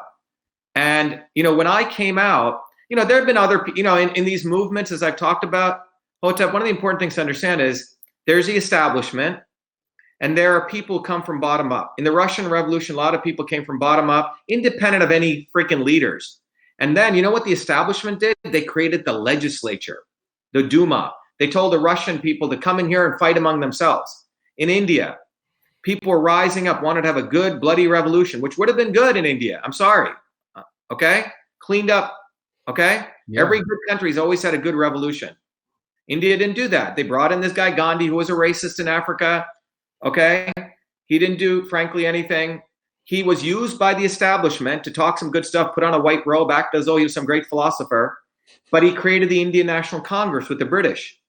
And it was the legislature. Get people off the streets and into the hallways. Off the streets into the hallways. Have them negotiate with these suckasses. This is the technique. The civil rights movement, there were people's names we don't even remember. They brought in MLK. He was, he was a good black bougie, right? Yeah. He was acceptable. Malcolm wasn't. And then the Kennedys used him, gave him the nice, beautiful speech. They always write good art, Springsteen, all these guys. Sounds great. Yeah. It's a way to manipulate us. Yeah. And they threw affirmative action. Great. But nothing ever got done. The situation of black people in this country is worse than it was before civil rights. Let's be honest. Right. Okay. But when movements take off, it's when people say F off to these legislators and go direct with boldness. Susan B. Anthony went to the Democratic Congress, asked for universal suffrage for all people. They laughed at her. She took to the streets. The anti-war movement in this country was listening to these not so obvious establishment types, the liberals. But in 1968, when Lyndon B. Johnson sent out the cops to beat the shit out of students outside the Democratic Convention, people said, forget this. The left wing of the Democratic, they broke and they took to the streets, and that's when the Vietnam War ended. When we broke with the not so obvious establishment. In the vaccine movement, it's been controlled by the Kennedys, the big trees. These guys who are Botox people think they're going to make money off this, man. Yeah. So they act like a good game, but they don't want guys like me or everyday people coming out. They want to control the movement. Like as though only, I repeat this, that only the Kennedys can choose who the leaders are. Yeah. So what I'm saying is the vaccine movement is an amazing opportunity for people to wake the fuck up. Absolutely. That's what it is. Because with New Jersey, which is a center of pharma, a lot of science institutions, it's going to be major. Even here in Massachusetts, I gave a speech at the hearing, right? The guy called me a fucking prick. It was quite amazing. That's your argument. Yeah. So I think Hotep, I think New Jersey, I'll be there on January 6th. I'll be in Livingston. Mark my words. And everyone should show up, and we need to raise hell. January 6th. January, you should show up and get the word out. January 6th, 7 p.m. I'll be there early. All right. You should come out there, man.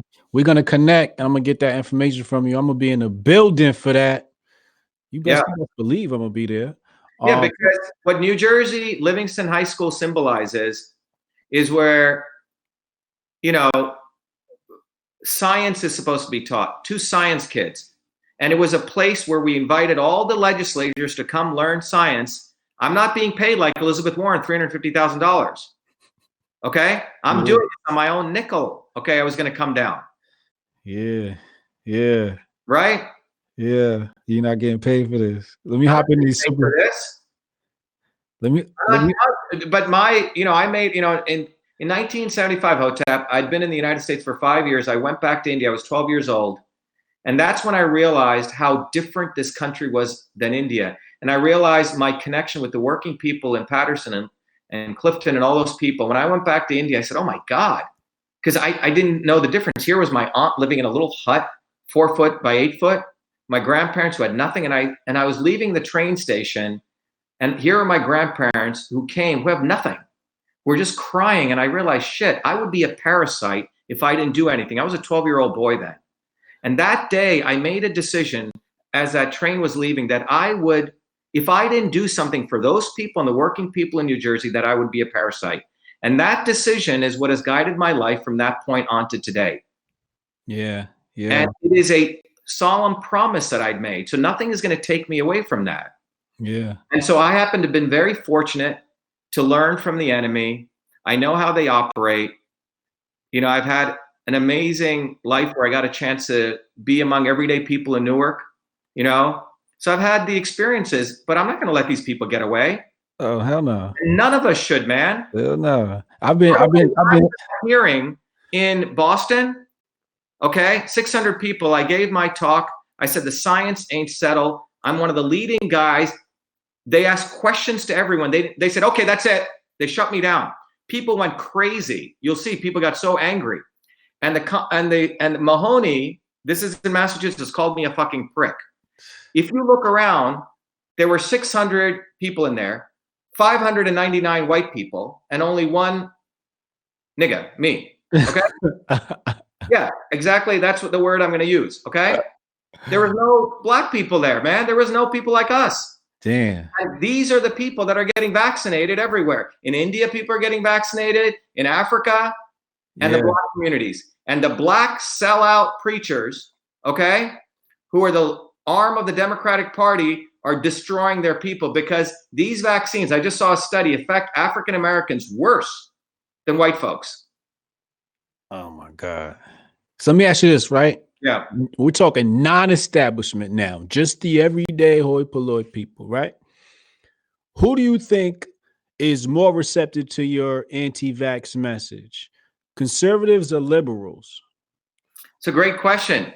You know, in Massachusetts, what we've noticed here and we're noticing is that this issue is breaking. First of all, the conservatives get it. Okay. Well, let me be specific. Many Trumpers get it. Okay. Right.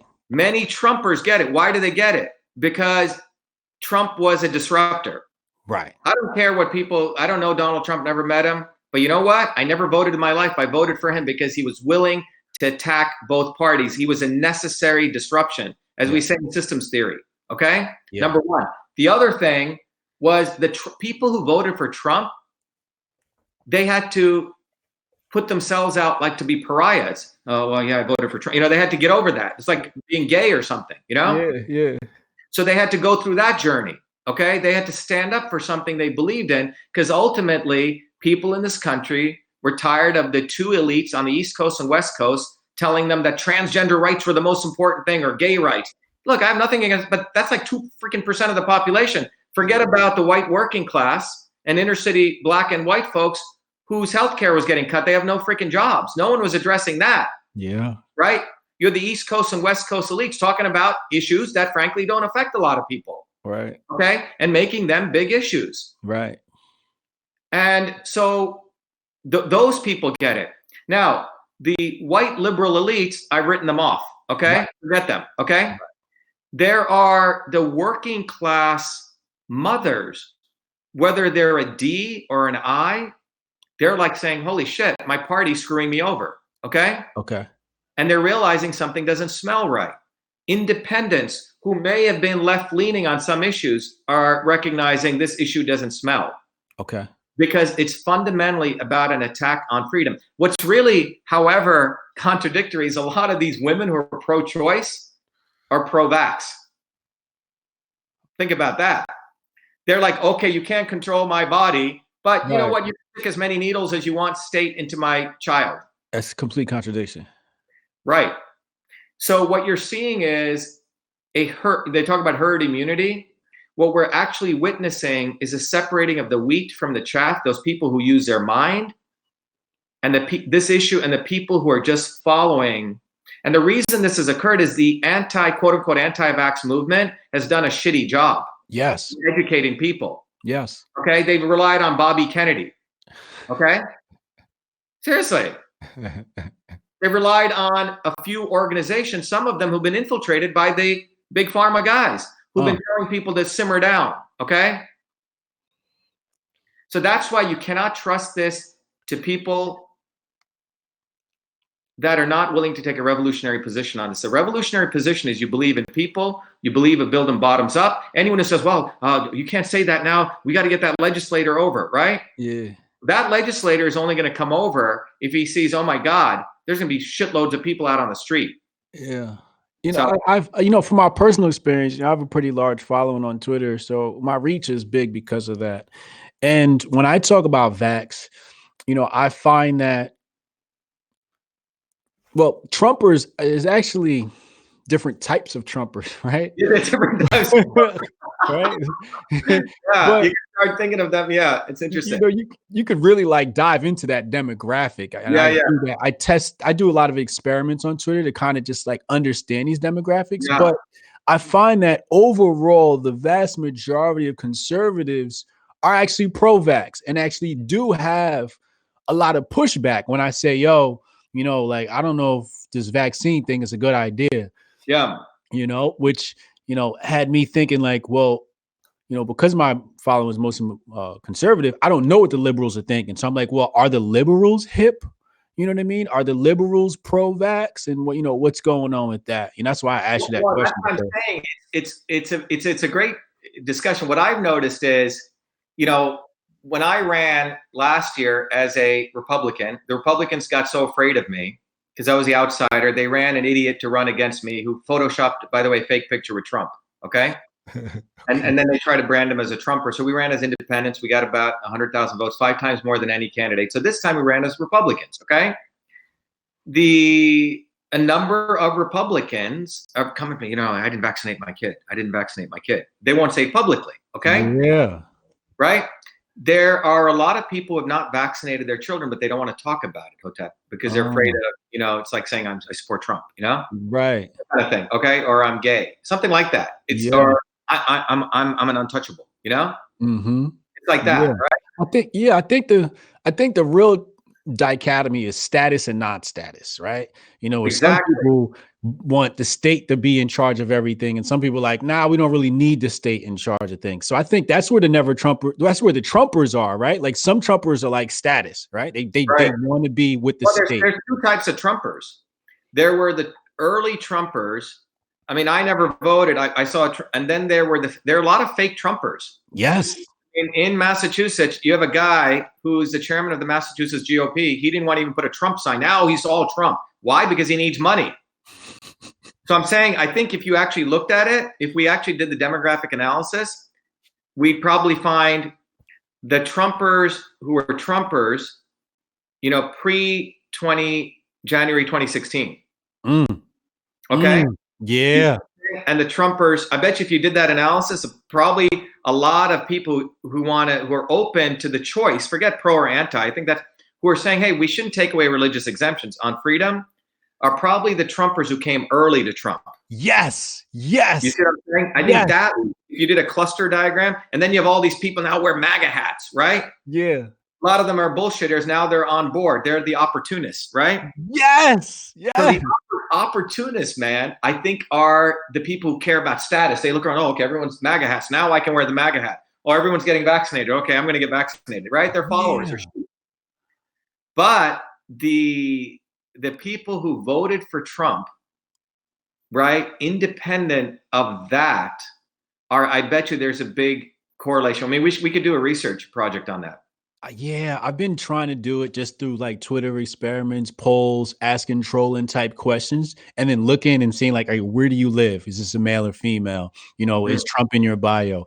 But you're right, man. You know, I even find people who have a certain level of rhetoric that they are people who are anti-Trump, but now MAGA, right? So in 2016. Yeah. It's like MAGA, you know, all of these products, you know, it's like if you read that book by Moore, you know, it's called you know, the Chasm book. What the hell was that book? If someone remembers this, No. It's called Crossing the Chasm. Okay. It's a great business book. It says when a new product comes out, you have the early adopters, you know, who are revolutionaries, who are willing to try it, right? And then they watch how it goes, and then you cross the chasm, and then the laggards come in. Okay, watch. Okay, politicians are like that. We have guys here who's now the head of the Trump. I mean, this guy was a complete anti-Trumper. Okay, now he's wearing Trump gear. You know, like overdoes it. You know, he's all Trump. He's full of shit. Yeah. But they won't, and the measure is they won't support me. They go support the Democrat. You see what I'm saying? They undermine me. They will try to run an establishment idiot against me. That's what they'll try. You see what I'm saying? We'll see what happens. But my point is, it's the revolutionaries, it's the pioneers, it's the creative people, it's the people who are innovators, it's the people who have balls versus the people who are ballless, who are followers, who are sheep. That's really what this is. Yeah. So I bet if you look at that Trump movement, you can see who followed, right? Yeah. Who were there because they got it. They resonated because they finally saw someone saying what was in their mind, right? Yeah. People said, oh, okay, well, Cruz is out. I guess I got to follow, you know, now. Yeah. convenient. It was opportunist. Yeah, I find that most of the people that are popular in the MAGA movement were never Trumpers, right? And Yeah. and so now my concern is, I always think about, the common person, right? The everyday person. What is it that I can do to kind of expose them? Because they're fooled by the opportunists. The everyday person is listening to the opportunists because they get the Fox News every day and Exactly. they get the donor money and all of that. I mean, even Hannity, that guy's, I mean, he wasn't pro-Trump in the beginning. Go look at his early stuff. Now he's, and Tucker watches which way the wind blows. You watch him, right? Yeah. I was supposed to be on Tucker's show. Some guy put a mugshot of me. Okay. I was supposed to be on. This is Tucker Carlson. If you're listening, you don't have a spine, Tucker. And this is why Tucker doesn't have a spine. Let me tell you what he did. I was set up to be on a show. It was all set up. A scumbag radio announcer who's the white Al Sharpton called Howie Carr put up a picture of me, a mugshot. Okay. Mm-hmm. That case was outright dismissed. A woman was trying to hold me up. I was willing to go all the way to court. That in Massachusetts, such pro-woman, the woman had made up a complete fake police report. I was willing to go in all out. She dropped the case. And in Massachusetts, if a woman says someone did anything to her, the DA will still continue. It was outright dismissed. They knew that. So they put this mugshot up while running ads for my other candidate. Okay? So I was supposed to be on Tucker's show, and Tucker saw us, and I say, Tucker, and he says, oh, well, that happened to me too one time. And after he doesn't put me on a show because he pussied out, he then 2 weeks later gets on his own show and says, because someone was going to come out, he goes, I just want to let you know that this almost happened to me and blah, blah, blah, blah, blah. Tucker is a follower. He literally, I called Harvard a hedge fund. Then he starts calling them a hedge fund. Okay. I called out that we should start, student loans, the university should co-sign. Now he says that. Okay. I've exchanged with him. Yeah. But he won't bring you on the show. He was supposed to be on my show. And then he talks about supporting Kavanaugh, right? But what, a darky can't be supported? What, a dark guy beats white women? That's what he's saying. And when the facts are obvious, it was outright dismissed. And Tucker Carlson now talks all of his stuff. He tries to be, very intellectual and shit, but he wouldn't put me on when I was scheduled to go on for the same reason that he later defended Kavanaugh, when Kavanaugh may have actually had stuff on him, right? We don't know. Right. But my thing was outright dismissed. So what I'm trying to say, man, you're bringing up an interesting issue, that there are people who mislead movements. And the way I look at it is watch where they were at the time that was taking place. So people need to see, what was Tucker? I mean, I had a friend of mine who knows Tucker quite well. And he said, Tucker was talking to Trump and he thinks Trump's crazy. Okay. So Tucker watches which way the wind blows. He's got probably some bunch of analysts who tell him, okay, you need to speak like this now, Tucker, because the trajectory is this way, right? You can get more viewers. That's what's going on, man. But what they'll say is, oh, but people can change. People can change, right? That's the rebuttal I always get when I say, you're supporting somebody that was a never Trumper. Yeah, I believe that. I say you look at someone's history. You know the story with the frog and the scorpion, right? You know that story? I forgot it. Tell it again. Very, very famous story. Frog and a scorpion are sitting on the side of the bank, and the scorpion goes to the frog and he goes, look, can you give me a ride on your back? I need to get across the river. And the frog said, hell no, because you're going to bite me. And he goes, Scorpion says, no, I won't do that. I promise. Please, I got to get across. My family's on the other side. Please help me out. He goes, look, you're going to bite me. Anyway, the scorpion pleads and cries and blah, blah, blah. And the frog says, oh, maybe you're different. Okay. So he gets on his back and they start frog swimming across the river. And you know what the scorpion does? Fucking bites him. And the frog's dying. He goes, I thought you wouldn't do this to me. He goes, you know what? I'm a scorpion. You know what scorpions do? We bite. Okay. So people need to understand, I'm sorry, people don't change when you're part of the establishment. You don't get to these big roles on mainstream media, Tucker Carlson and Hannity, by, being a revolutionary. You get there by sucking up and watching which way the wind blows. There it is. There it is. I've been saying this, Dr. Shiva, for the past year. They've been calling me a hater and all this other shit. I'm like, yo, I was with Trump from day one. but Hotep, you know, part of the thing people need to understand is the journey that you went through and I went through. We had to deal with real struggles, and the journey that an average white working class person is real shit. These other kids who have mama and papa, you know, taking care of them and all this kind of stuff, who don't ever have to have work. I mean, I've been working since I was 14. I saw, you know, when you struggle, you wake up to reality, you know? A friend of mine, you know, in New Jersey, you know, I grew up with since I was 12 years old. They used to hire her when she was 17, 18 to do jury selection. She grew up in Newark, okay? When you grow up in Newark, man, you have street smarts. When you grow up in India and you grow up in, you know, Patterson, you get street smarts. You're not stupid. A lot of these kids are stupid. That's why I'm saying people are living in an illusion in this country. That's why you see California, you see people pushing the stuff through. You think vaccines are safe, and you have thugs. So this country is in a very dangerous situation, in my view, because you have opportunists taking advantage of people. But I do believe common sense. People work with their hands. I have this theory. People are plumbers, who are electricians, even a neurosurgeon. If you build stuff, if you run a company, you have to deal with this material reality. Shit, I got to deliver something to this customer, and if he doesn't like it, I don't get paid. Right. So the rubber meets the road always. Right. So if a mother sees her kid go in, get these shots, and get screwed up, the rubber meets the road. Yeah. The people where the rubber doesn't meet the road are politicians, the Kennedys, okay? They can get drunk, they can kill people, talk all sorts of shit. Nothing happens to them. They can be branded great leaders, okay? Yeah. But people like you and me, we may not even do anything wrong, and people could have put a mugshot of us up, even though it was outright dismissed. You see what I'm saying? Yeah, yeah. And by the way, the same radio announcer did this. He beat the hell out of his wife, and it had all the records sealed, okay? So that's the way they work. So people need to wake up and look at someone's history. Let's go back and look at this guy. Wow, he's burning the South African flag on the steps of MIT. He's a low-caste Indian guy. He's always been fighting. He had to fight here, here, here. He's always a fighter. He's going to fight for me because his fight is integrated. He's one of us.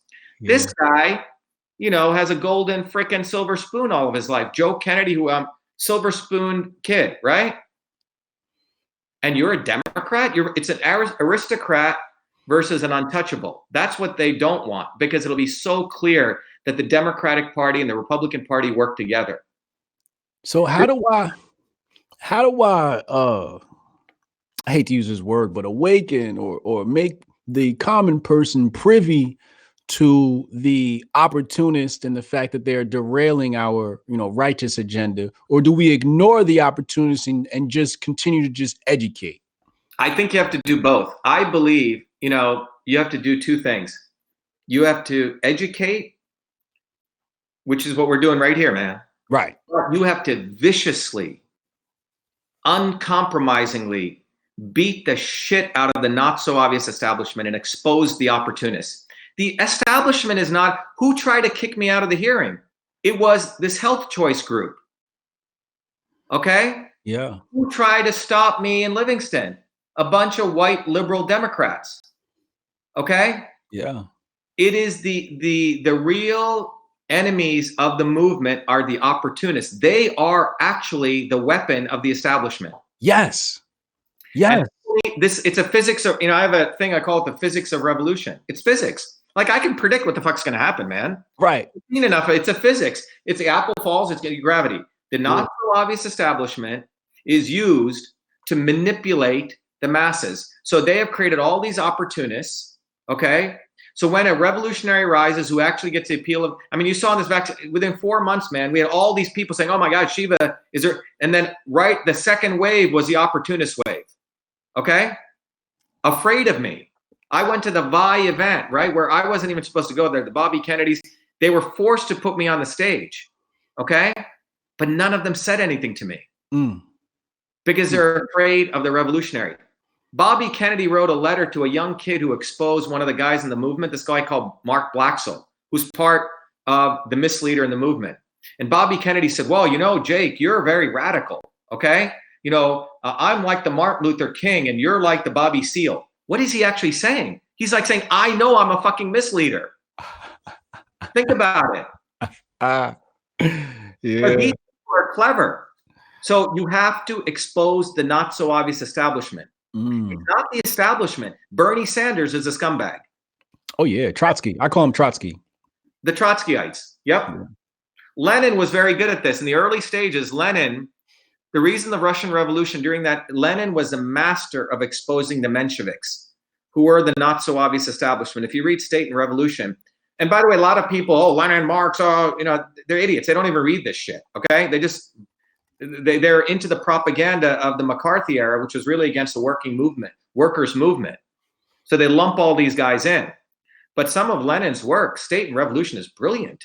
Okay. It is one of the greatest exposés of the not so obvious establishment, which is what the Mensheviks were. The Tsar created the Mensheviks to get the workers from fighting into the legislature.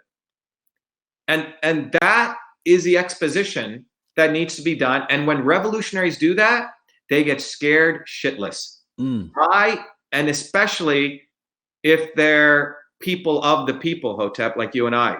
Right. If they're people like you and I, and we start articulating smarts, that's danger. And that's why they will try to say, well, this guy doesn't talk right. I don't like the tone, right? Yeah. I don't like the way he uses the word ain't. I don't like him using the word nigga. Okay? Yeah. Well, fuck you. That's my answer. Fuck you. We'll use that word because, I was going to make a t-shirt. We're all niggas on the white liberal plantation. To do that. Because that's what we are. All of us, black and white people. I mean, just because we don't use that word doesn't mean we're not all slaves still. Yeah. We are. So what they want to do is don't want us to use that word so they can hide the fact that we're not slaves. That's what's going on. Control the language. Yeah. Let me use that word. In my view, that word should be used. The NIGGAH version. Okay? Yeah. We should use it, and we should say we're all niggas on the white liberal plantation. That's what we are. Yeah. They don't want us to use that word because it absolves them of what they're actually doing to us. Shackles when they are trying to force everyone to get vaccinated. The real issue, the real way we get to we got to go back to public health. The public health issue, like we did in the 1900s, we got to get rid of these pesticides. There's over 10,000 pesticides. We got to understand why not everyone can afford organic food. We got to understand, what is actually going on in terms of who is owning agriculture in this country. That's public infrastructure. And the only way we're going to get there is to build a revolutionary movement as we did in the 1900s. And the American working class was the real vanguard of the worldwide workers' movement. And when that workers' movement built, and they're the ones who put a gun to FDR's head, they got so scared, Hotep, that in the 1950s, they created the Red Scare. It wasn't against communism. It was against the working people in this country to say, stop it. And then they took over all the unions. That's what occurred. And all the unions are now left testicles of the Democratic Party. Let me slide into some super chats as we close out here.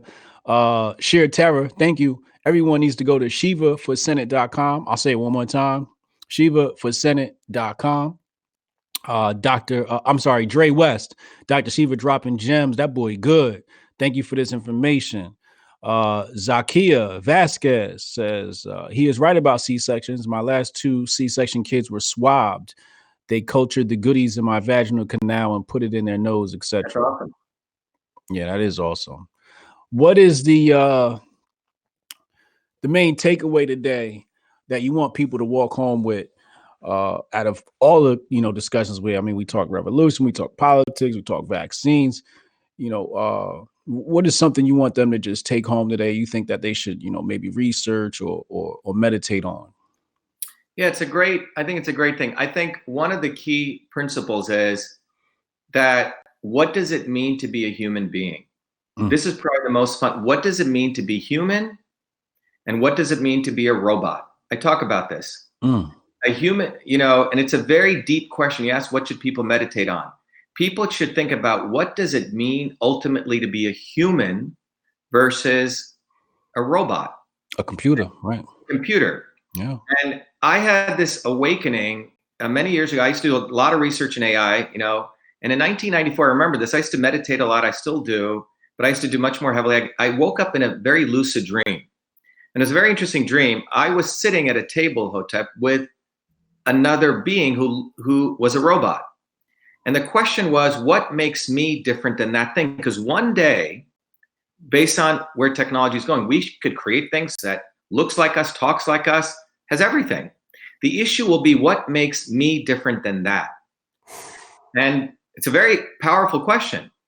And the realization I came to was that when you realize either you've lost someone really deeply important to you, or you've had the deep question of what does it mean to love, or if you've lost someone.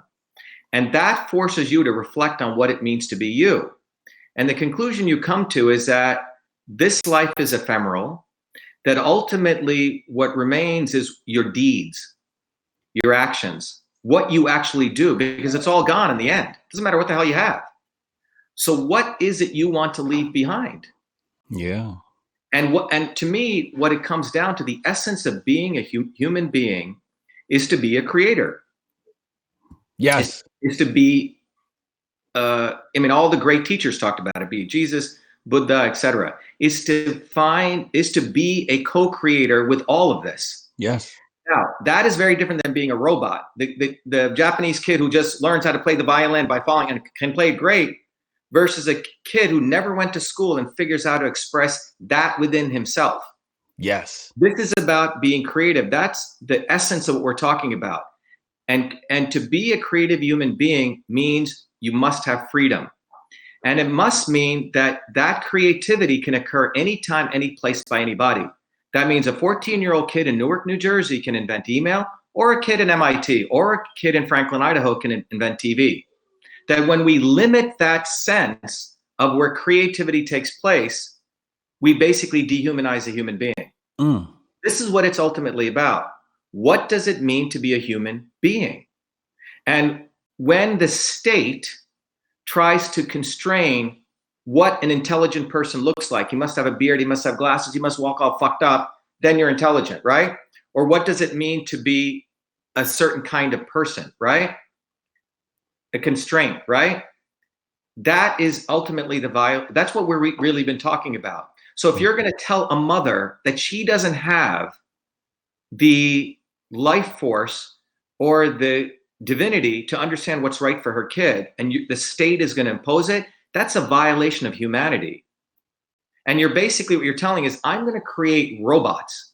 So when everyone's talking about AI, well, you know what? We've had AI for a long time when we created the assembly line, right? It was just carbon-based beings.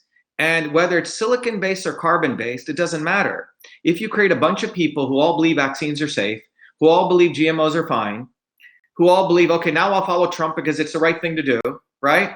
Because it leads, those are robots. So this is really a question, ultimately, of do you want to be human or do you want to be a robot? That's the ultimate question. Do you want to be human or do you want to be a robot? And it's the fundamental question. And if you want to be a human being, then you have to understand that this life is ephemeral, that whether you live 30 years or 40 years, or whether you fight dying for it, you lived a human being, even for one day. Yeah. That's what the fundamental issue is, man. That's what people need to think about. And I think that's what Christ was talking about. That's what, independent of him, anyone who's given up their lives for their loved ones, fighting something they believed in, they ultimately were true human beings. Yeah. Damn. Mic drop. Bomb. That's the way you close it out, man. Thank you, Dr. Shiva. Right. It's a pleasure to have you on today. Pleasure to be on with you. This will be on soundcloud.com/Hotep Jesus, just in case the Illuminati decides to, well, we got our own data center, man. We can put stuff out of my own data center. You know, we have some infrastructure here if we need that. All right, dope. We're gonna make that happen. Yeah, but January 6th, man, everyone should show up at Livingston High School. Okay. All right. Inside, outside, any side, they will get an education, and New Jersey will get an education. And by the way, the Revolutionary War, let's not forget, the turning point took place in New Jersey. What was that? One of the big battles of Trenton, right? Took place down there, you know? What, really? Huh? Really? Yeah, it was one of the we'll talk about another time. One of the important battles, which was a major turning point, took place in Jersey. Wow. It was the turning point of the Revolutionary War. Well, I've already been taking notes for our second conversation. All right, man. We'll do it again. We're gonna come back next time. I think that's what people need, man. They need people from the people to talk. Yeah. You know? Yeah. So I got a couple of topics. Next time you come back, we're gonna talk GMO. We're gonna talk revolution. We're gonna talk Russian Revolution. We're gonna talk Revolutionary War. We're gonna get some deep stuff next time too. All right. Thank you everybody for tuning in. Thank you everybody once again for the super chats. And like I said before, another epic conversation. Peace out, y'all. Thank you. Be well.